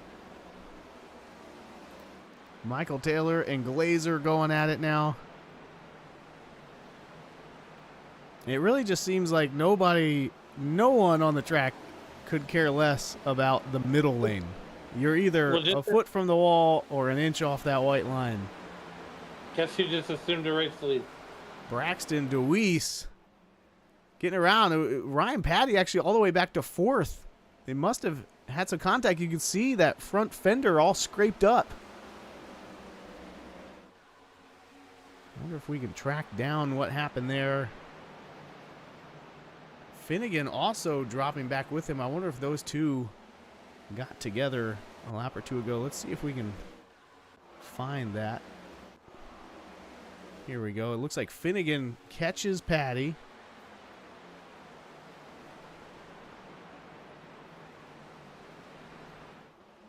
Coming around. This is 2 laps ago. Looks like they're giving each other plenty of room. Battling for the lead.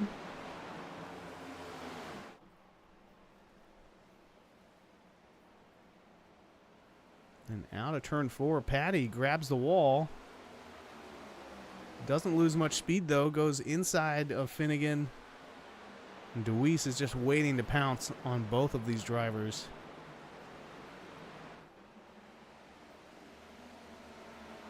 Oh, and there it is. Patty comes up, not clear. And that's going to let Jacob Smith, Cody Neal, and Braxton DeWeese pass both of them, and Zach Lockett the next one. And now Patty under fire from Kyle Purcell. That's going to be for 6th position.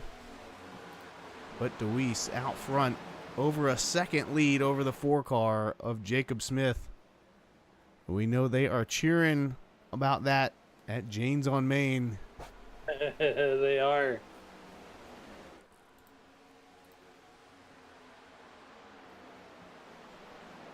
And just like I said, it just seems like no driver can make it this race without having some sort of issue, and DeWeese might be the exception, having one of the cleaner races of the night. I mean, he's still got to go, and he's still got to pit at least. I'm going to say at least 2 more times.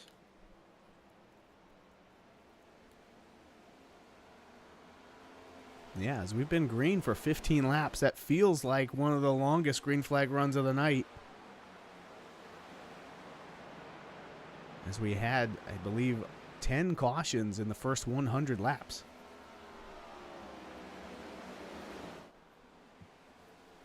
Maybe this is the the run that we knew we needed.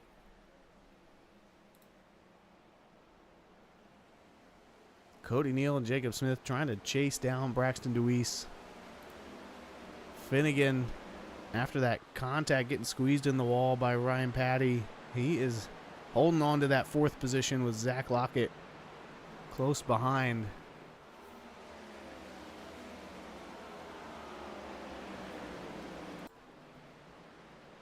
Further on back, Hanover Fist and Ethan Van Colley have been battling side by side, it seems like, for 30 laps.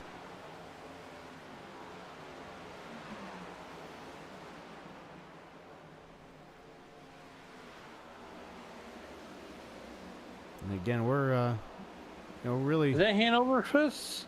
In the 69. That's Hanover Fist. Yeah, I was going to say we're we're 18. really excited to see him back on track. A couple weeks ago, Hanover was up in the booth with us because he wasn't able to race for some health reasons. So just love seeing him back on track there in the 69 car.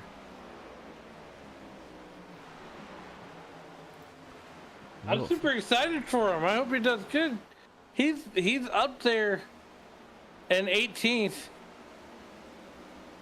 and you know I would say he's probably gained some more positions.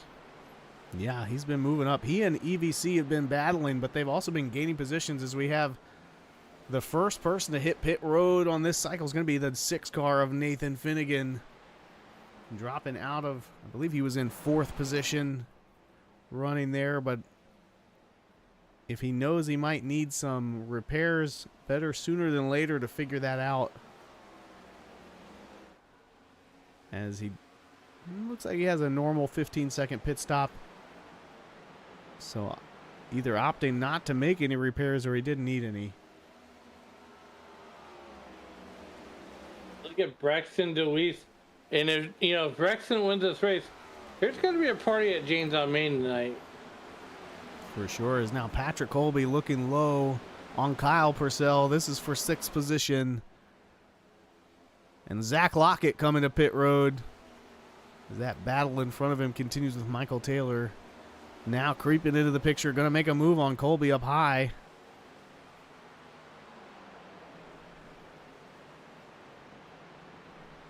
Oh, you see him getting loose.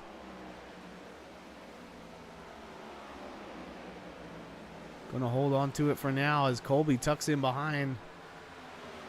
There's Kyle Gilbert in 8th position, peeking in these two. Deweese still maintaining almost a second lead over Jacob Smith.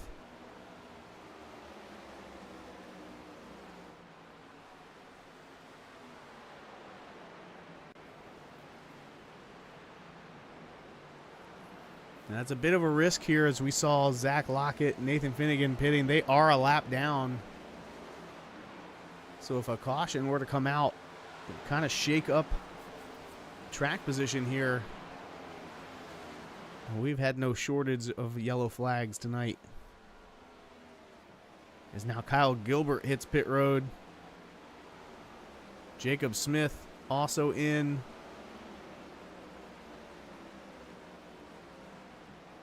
I mean, this is the first time we've seen green flag pit stops all night long. Yeah, driver's going to have to be really careful with those cold tires getting back out on the track for the first time tonight. You want to be aggressive on kind of that pit road exit and entry, but don't want to give up anything and catch any penalties as Deweese is now on pit road. That's going to leave Bentley Glazer in the lead. Now, Glazer doesn't have to pit with the rest of these guys because he was last in just 20 laps ago, whereas Deweese and Neal and Taylor, etc., they were all in about 43 laps ago. So Glazer going to be able to just kind of hang it out. He's got almost a 3-second lead over Patrick Colby. And Colby is going to need to pit pretty soon. He's been out there 41 laps. Kyle Purcell behind him 44 laps, and he's going to come this time down pit road. Ryan Patty also making his way into the pits. And like I said, Glazer going to be out there with a comfortable lead and no rush to hit pit road for at least another 18 laps or so based on how far these other drivers are making it. About 42, 43 laps appears to be the pit window. And that's going to put Bentley Glazer real close to the end of that race.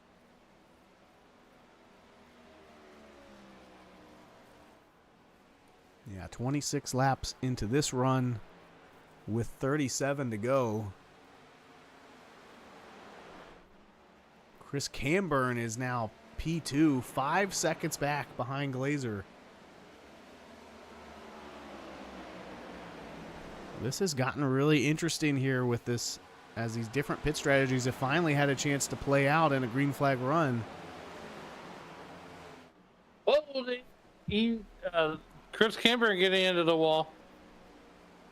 Yeah, he's trying to leave space for these lap down leader or kind of top running cars who are currently a lap down. They're all trying to unlap themselves.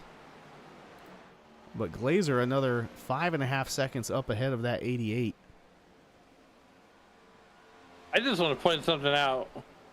That Hanover Fist is currently running in a 10th position. He is. Everybody in the top 13 are on the lead lap. They're the only cars on the lead lap, and they all need to pit at least one more time. Patinko needs to pit right now, and there he goes. Oh, and he spins onto pit road. I don't think Iracing will throw a caution for a car sideways on pit road, but that is really going to derail his night if he didn't pick up a an unsafe entry or a speeding penalty. He's got damage there on the nose. That is really unfortunate for him. As now Gunther hits pit road.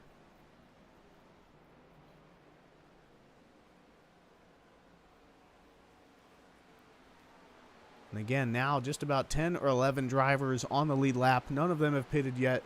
The first car on fresh tires is Braxton DeWeese. And he is 7 seconds behind our leader, Bentley Glazer. A lot of work to do to unlap yourself at this point, but Glazer going to hit pit road. He comes a little early, deciding to split this stage or this final stint here. That's going to be 29 laps that he ran, and he's going to need to finish the race with 33 more, so a pretty even split for him. Going to make the most of the tires. That leaves Adam Ball in the 19 out in first place. And more importantly, it lets a whole handful of those front runners back onto the lead lap where they would not be so far out of luck if a caution were to come out now.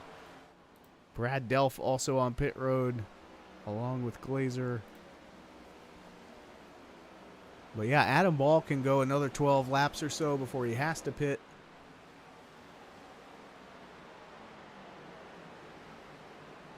I think at this point I would run it out if I'm in that 19 car or Sean Purcell behind him. Try to trap as many people as I can a lap down and hope for a caution. Looks like a car got a little loose. Drove down to the apron to keep it straight.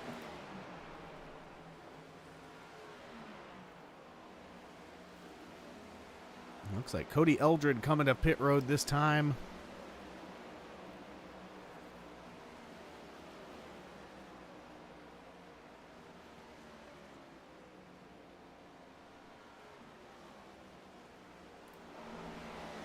But meanwhile, Adam Ball still out there leading. 25 seconds ahead of Braxton DeWeese, that first car who has pitted and can make it to the end.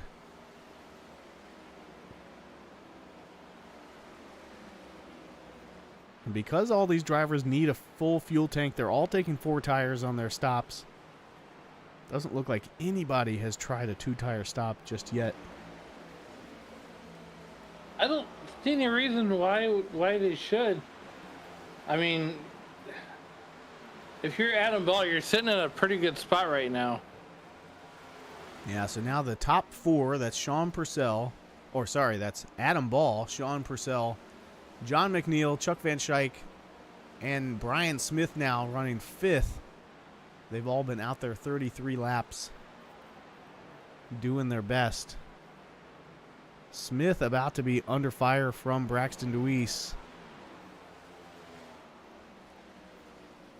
And that's what champions are made of. He got into that wreck. He's battling there in the top 5. What a recovery drive for Brian Smith. Yeah, he's still going to have to pit again, but at this point, it's worth the gamble. As at this point, Chris Camburn is in the lucky dog spot. He's running 15th. So 14 drivers on the lead lap with the top 5 needing to pit before this thing is over. Probably in the next 5 to 10 laps as we see DeWeese now going around Smith, and that's enough for the 78. He says, I'm coming to pit road.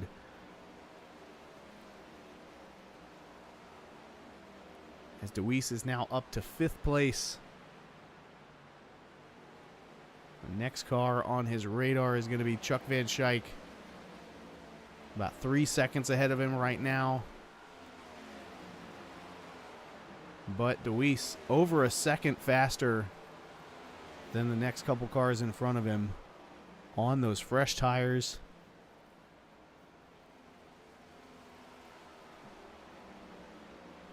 And it looks like this 8 car is the driver to beat. Cody Neal, 0.8 of a second back behind him. Both of these guys just trying to get through this alternate pit strategy that's playing out as we see Adam Ball and Sean Purcell both on pit road this lap. That leaves John McNeil and Sean Purcell. Oh, no, Sean's on pit road. That leaves John McNeil and Chuck out there still on the track. Like I said, they can still go another 5 or 6 laps.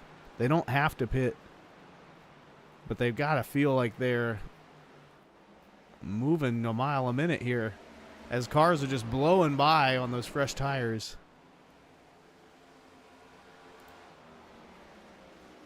I mean,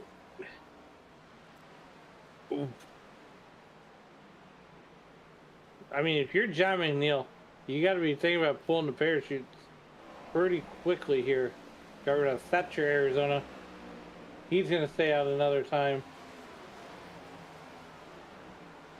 Yeah, at this point, you've kind of almost, dug your grave. You got to lay in it. He's still got another 6 laps, so he could catch a caution and stay on the lead lap. Otherwise, he's going to go a lap down, maybe a little bit more for a green flag stop. I'm not sure there's any advantage to pull the parachute yet. But we've just gone 38 laps, green flag, after 10 laps or 10 cautions in the first 100. As Van Schaik hits pit road, he's in. That means that the only driver who hasn't stopped is John McNeil. Still with an 11-second lead over Braxton DeWeese, who should cycle to the front. He's doing everything he can to get a bigger gap over Cody Neal. They're both working through lap traffic. I feel like this tire combination really complements Braxton's driving style. Now, Braxton has this race circled on his calendar. And now with that, but he's learning a lot. So that way, when we're deep in the playoffs, he can, have a good run when we come back to Homestead here in the fall.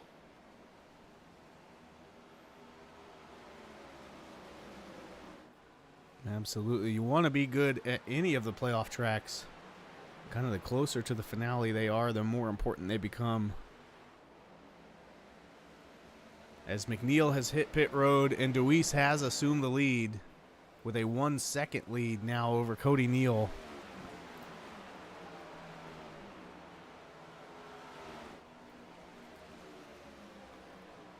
Cars spaced out all the way around the track, as you can see on the track map there in the upper right-hand corner. Cars everywhere, but DeWeese with the biggest gap of clean air directly in front of him.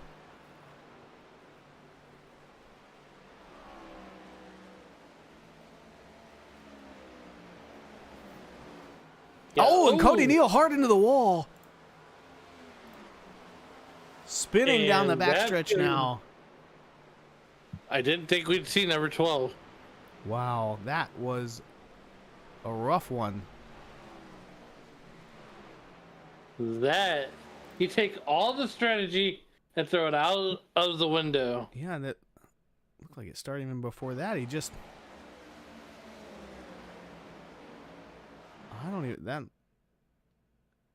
It looks like he's just exiting the corner normal. And then, it got loose on him. And then, Zachary King with nowhere to go gives the 38 a little bit of help down to the inside wall.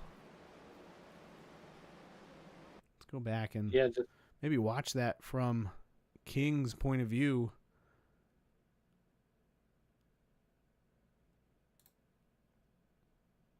As he can see Neal coming up. He's plenty clear, and then he just gets loosened into the wall. Nowhere to go. It's not the end that Cody Neal was looking for, as he had pretty much locked up a second place finish if this thing just stayed green.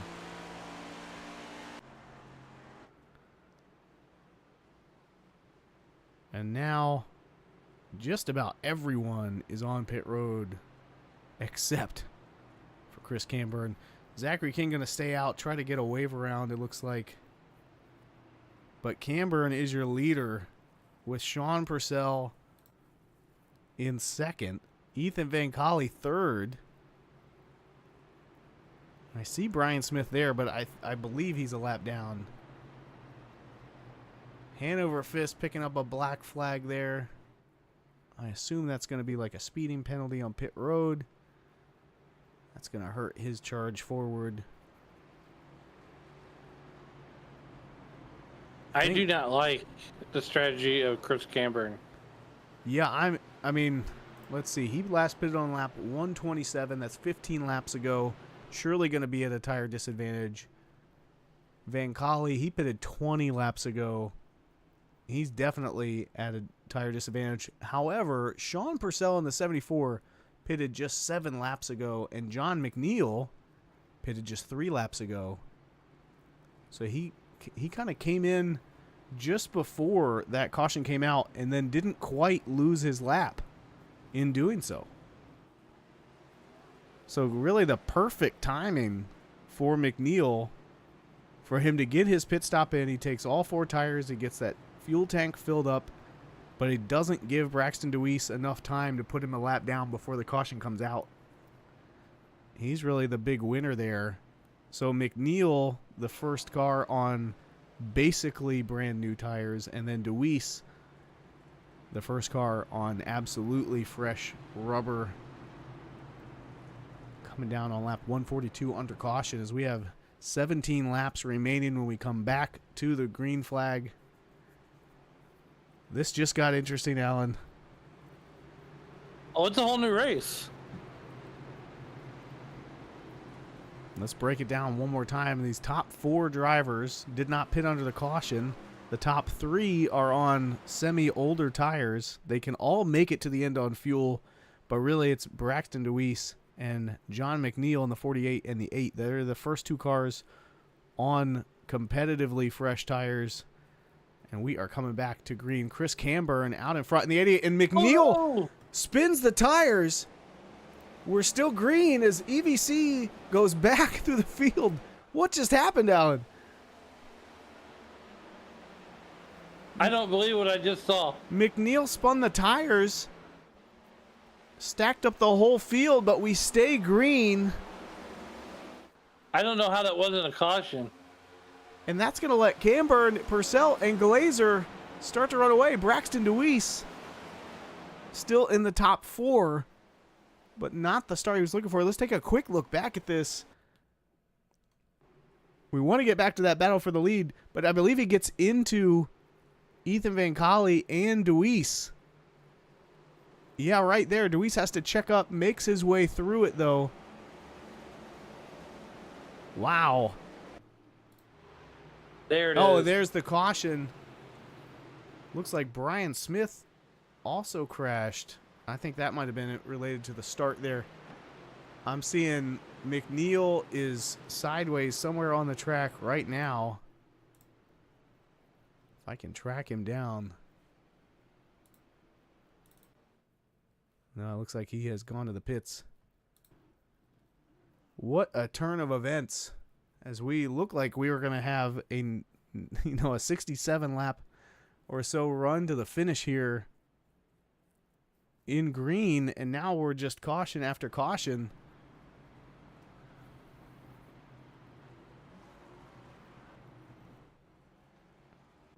Let's see if we can. Yeah, I think McNeil never really got it moving after that restart, and eventually that brought out the caution as he sat there on the front stretch. Might have been an admin caution even.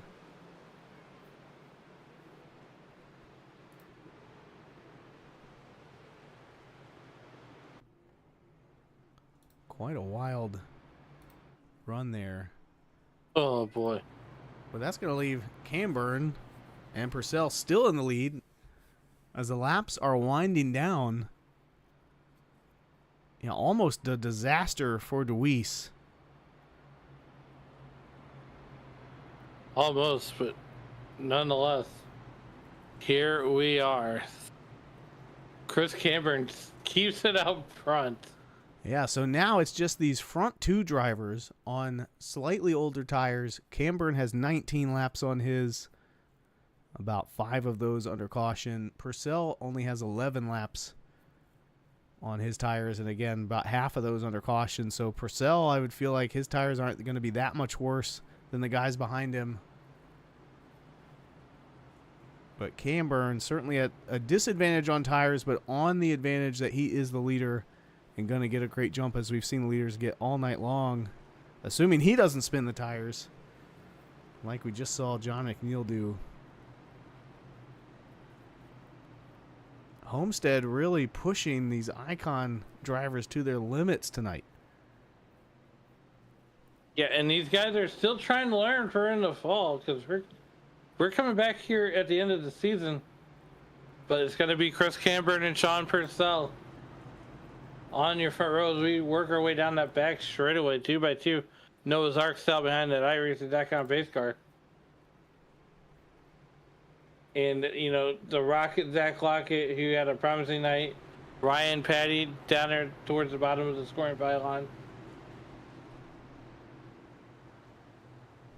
Can Jacob Smith finish it off and get a win here tonight? Can Braxton Louise pick up win number 2 on the season? We're going to find out in 14 short laps as that iRacing.com pace car makes that hard left turn onto pit road.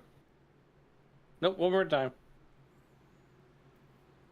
Yeah, I think Ryan Patty had slowed there. Usually when you see the league admin slow down, it's because he is trying to issue a penalty or get something figured out, administrative speak.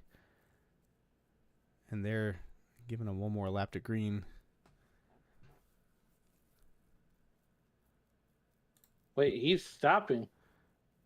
Yeah, I think, like I said, I think he stopped just to deal with something. He is back up to speed now.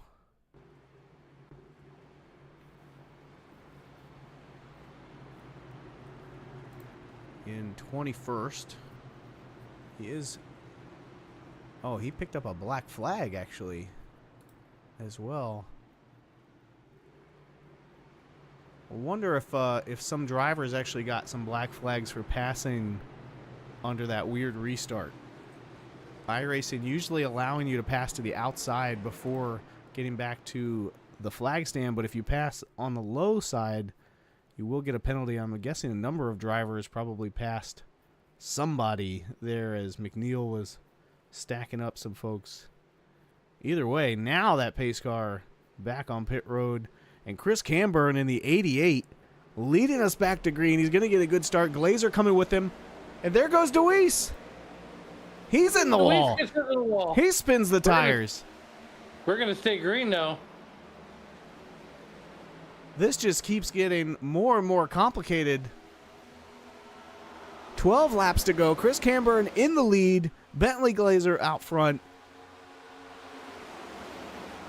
Jacob Smith is there on Glazer. But Glazer throwing the block down low is now Sean Purcell going to get a run.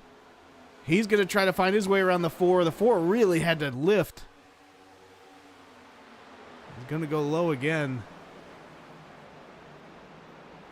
Now Glazer making a move for the lead. And come on, Glazer. Come on, buddy. You got the... It's the high line versus the low line battle we've seen all night. The low line can get there, but you've got to complete that slide job. Get up in front of the momentum that's coming. There he goes. Big Glazer to the lead. He's got it. 10 to go. And Glazer just ran the fastest lap of the entire race. Here on lap 151 as Smith is in the wall.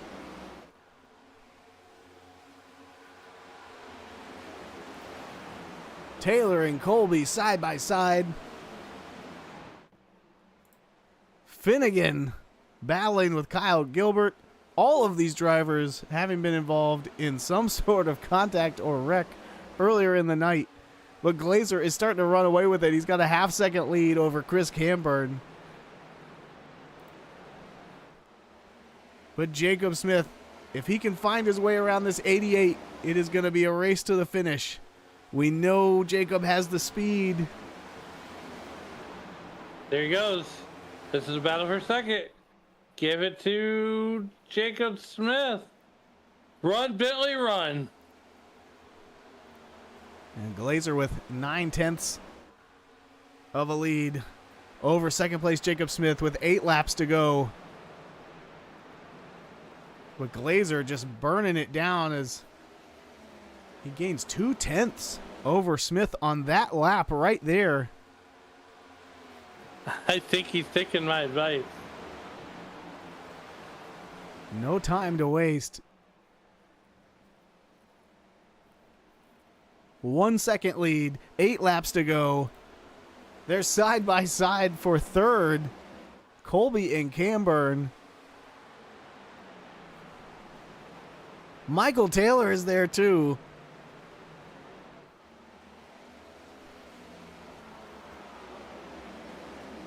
As Colby's in the wall. Sparks are flying. Tempers are flaring. This is phenomenal racing as we now have 7 laps to go. Here at Homestead, Michael Taylor going to get a huge run. Try to push Colby by Chris Camburn.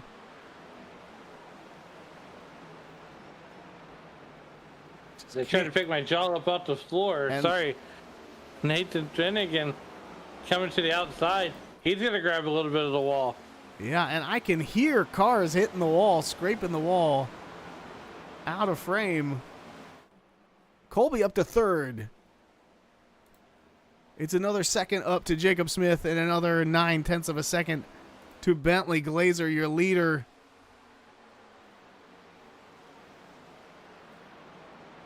Smith is faster than him by about 1/10 a lap, but that math is not going to work out for Jacob. He's going to need more than that to catch Bentley Glazer. The 87 Mountain Dew Camaro is out front.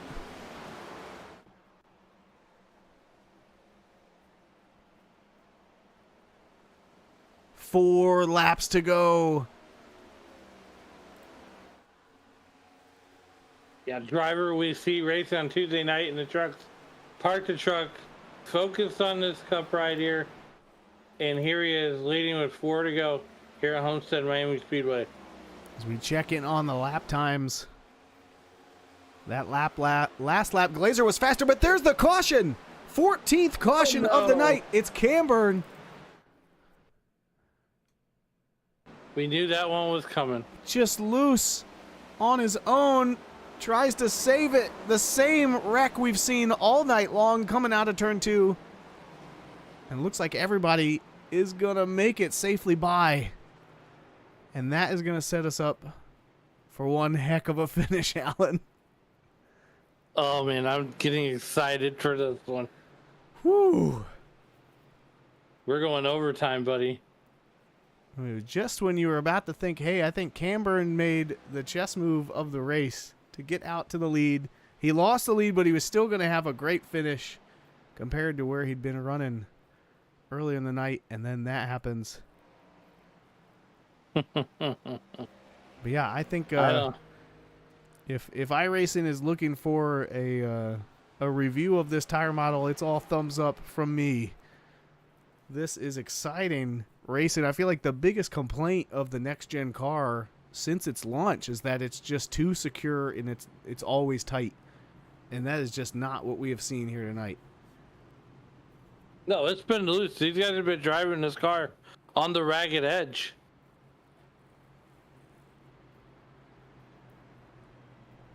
Bentley Glazer is your leader. He's going to have to give up an almost full second lead as that caution comes out. We're going to be coming back to a green-white checker more than likely.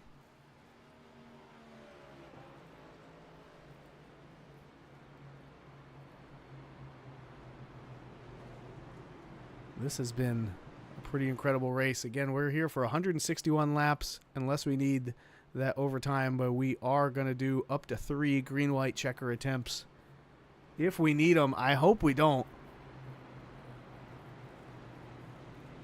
we've kind of had the race wrapped up here 3 or 4 times with a clear person with the advantage. And just like that, Bentley Glazer's advantage is erased. He's still going to be the leader, and he's going to need to get the jump of his life. I also saw in the YouTube live chat John McNeil joining the chat to say that his wheel disconnected on that restart, and that explains what happened there. As he just hooked a left, and yeah, I think a hardware issue would definitely explain that one.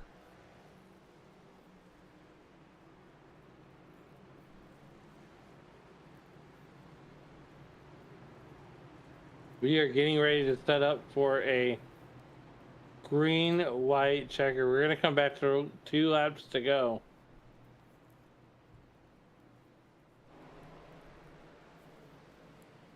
A natural green-white checker. Oh, it looks like Camburn was disqualified there by race control. Incident points, maybe. Yeah, just too many. Just too many incidents here tonight. Whether it was iRacing or the admin of race control there, but this is going to set us up for a very exciting finish. You got Nathan Finnegan in 5th, Michael Taylor 4th, Patrick Colby in 3rd, Jacob Smith in 2nd, and Bentley Glazer on the inside lane as the leader. Coming back to 2 to go.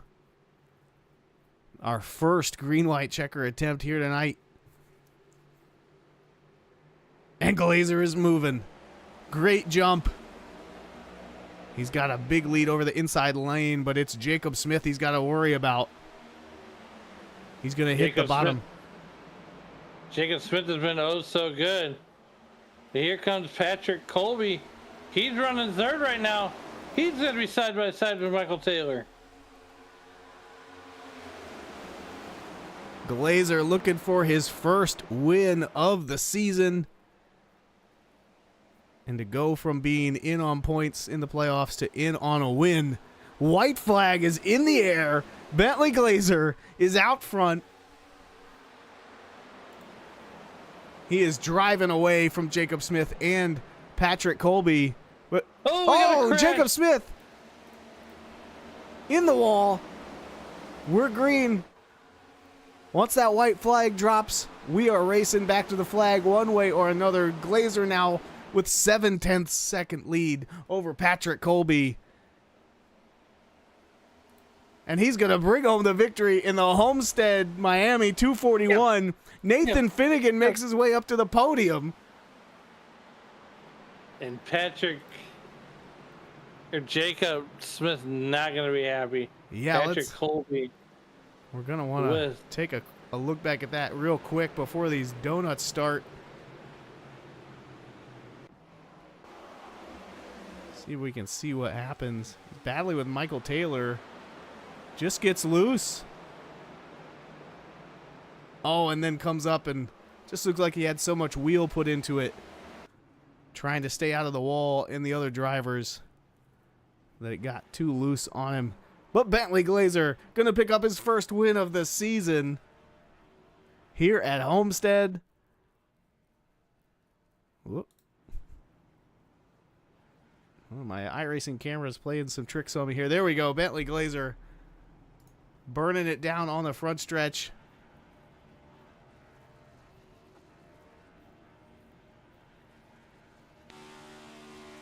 So we jump on board for this celebration.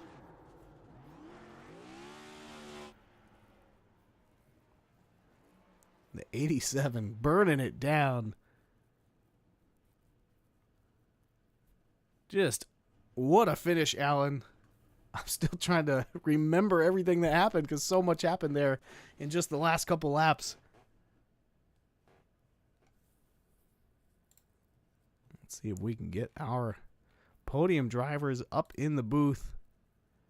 Looks like they're waiting on us. We'll start with 3rd place driver Nathan Finnegan is here to talk to you, Alan. Nathan, what a good run here. Battled back up 6 spots, take us to the race. And what did that tire model feel like to you? And what was the What that tire model feel like to you out there? Yeah, I mean, it's a lot of us were talking about it during the race. It's definitely not nearly as forgiving as it once was. Kind of like the real life Cup guys now. If you slide them at all, like they're pretty much junked. You know, you could be running 2-3 laps on them, and then if you try to gather it up and save it, and you go into a 4-wheel slide, it's you're losing 10-15% off of them. So it's definitely noticeable for sure. Yeah, I mean, we're happy to bring the 6 URI Chevrolet home third. We had honestly no business being up here with the front damage we had. I was yet again to the damage model. I don't know if they made any tweaks to that, but 27 seconds of optional, and the thing just felt like a school bus out there, just zero turn in it anymore. You know, we'll definitely take it. Would wish we could have been on that top step. We had felt like we had the speed tonight to get it done. Just unfortunate luck and circumstance, similarly to the spring when we were here earlier this year. But yeah, all in all, a good night. But nonetheless, here you are, third on the podium. But before we get you out of here, who helped you get it done? Who you like to tip your hat to for helping you out on that 6 car? No, all the CCR, ECR guys, parents for tuning in, my wife for tuning in, for you guys putting on an awesome broadcast as you guys do week in and week out for us. We're super grateful for that. And yeah, we'll re-rack it, and hopefully we can take this good momentum into Pocono and finally get this 6 machine back in victory lane again. All right, well, congratulations on that 6th or on that 3rd place finish. We'll see you next week at Pocono. Appreciate it, guys. Thanks.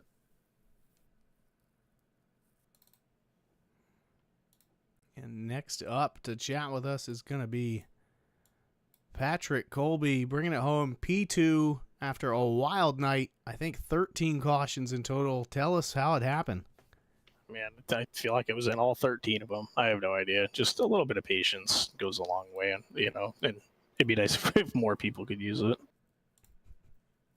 Yeah, absolutely. I mean, just how do you navigate through so many cautions? And it wasn't even, something where you could just be out front in the lead to avoid it, as we saw multiple leaders involved in some of the biggest wrecks of the night.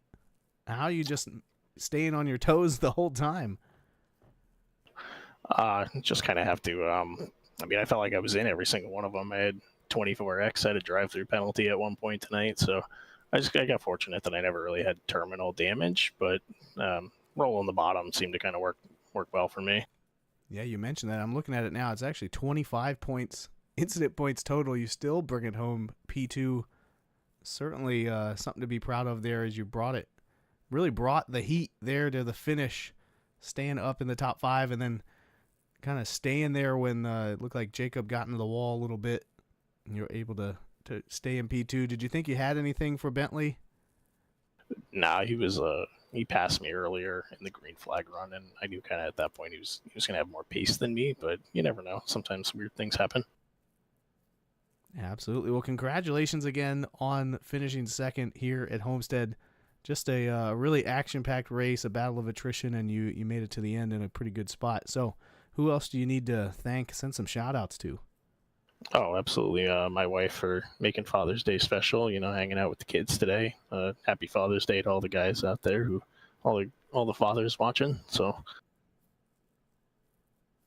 yeah, absolutely. Happy Father's Day. We've been saying it all broadcast. What a great way to kind of end your Father's Day here on Sunday night with the Icon Cup Series. Congratulations again. We'll see you next week. Absolutely. Thanks, guys. Go Auburn. Roll Tide. And then last but not least, Bentley Glazer, the number 87, bringing home the victory when the green-white checker finish. Bentley, how's it going? It's going good. Yeah, that was just absolutely incredible.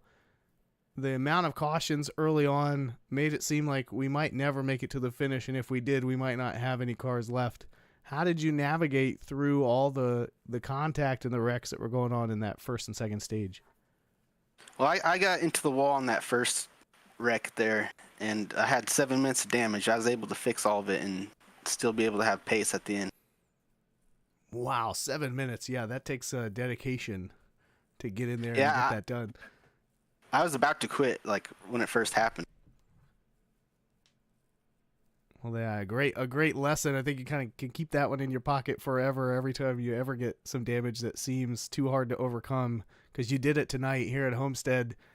You know, we saw just how nervous were you when you're kind of running away with it there, and that last caution comes out, and you know you're going to have to re-rack it and do it again. I was kind of bummed, but as long as I was able to clear the 4-car, I've been all right. So that went well. Absolutely. But yeah, that was just some really awesome racing there at the end. We saw a couple drivers staying out on the older tires, different pit strategies through that third stage, but you bring it home in victory lane. Congratulations. Who else do you need to thank? Send some shout outs to. Thank you guys for broadcasting. Thanks Ryan, Patty, and all the admins here. And thanks Charlie Woods for hanging out with me. Yeah, well, we appreciate you guys as well. Some phenomenal racing here tonight, even with all the cautions. It was a great view from up in the booth, and congratulations again on your first win of the season. Thank you very much. All right, well, good luck at Pocono next week. We'll see you out there. All right.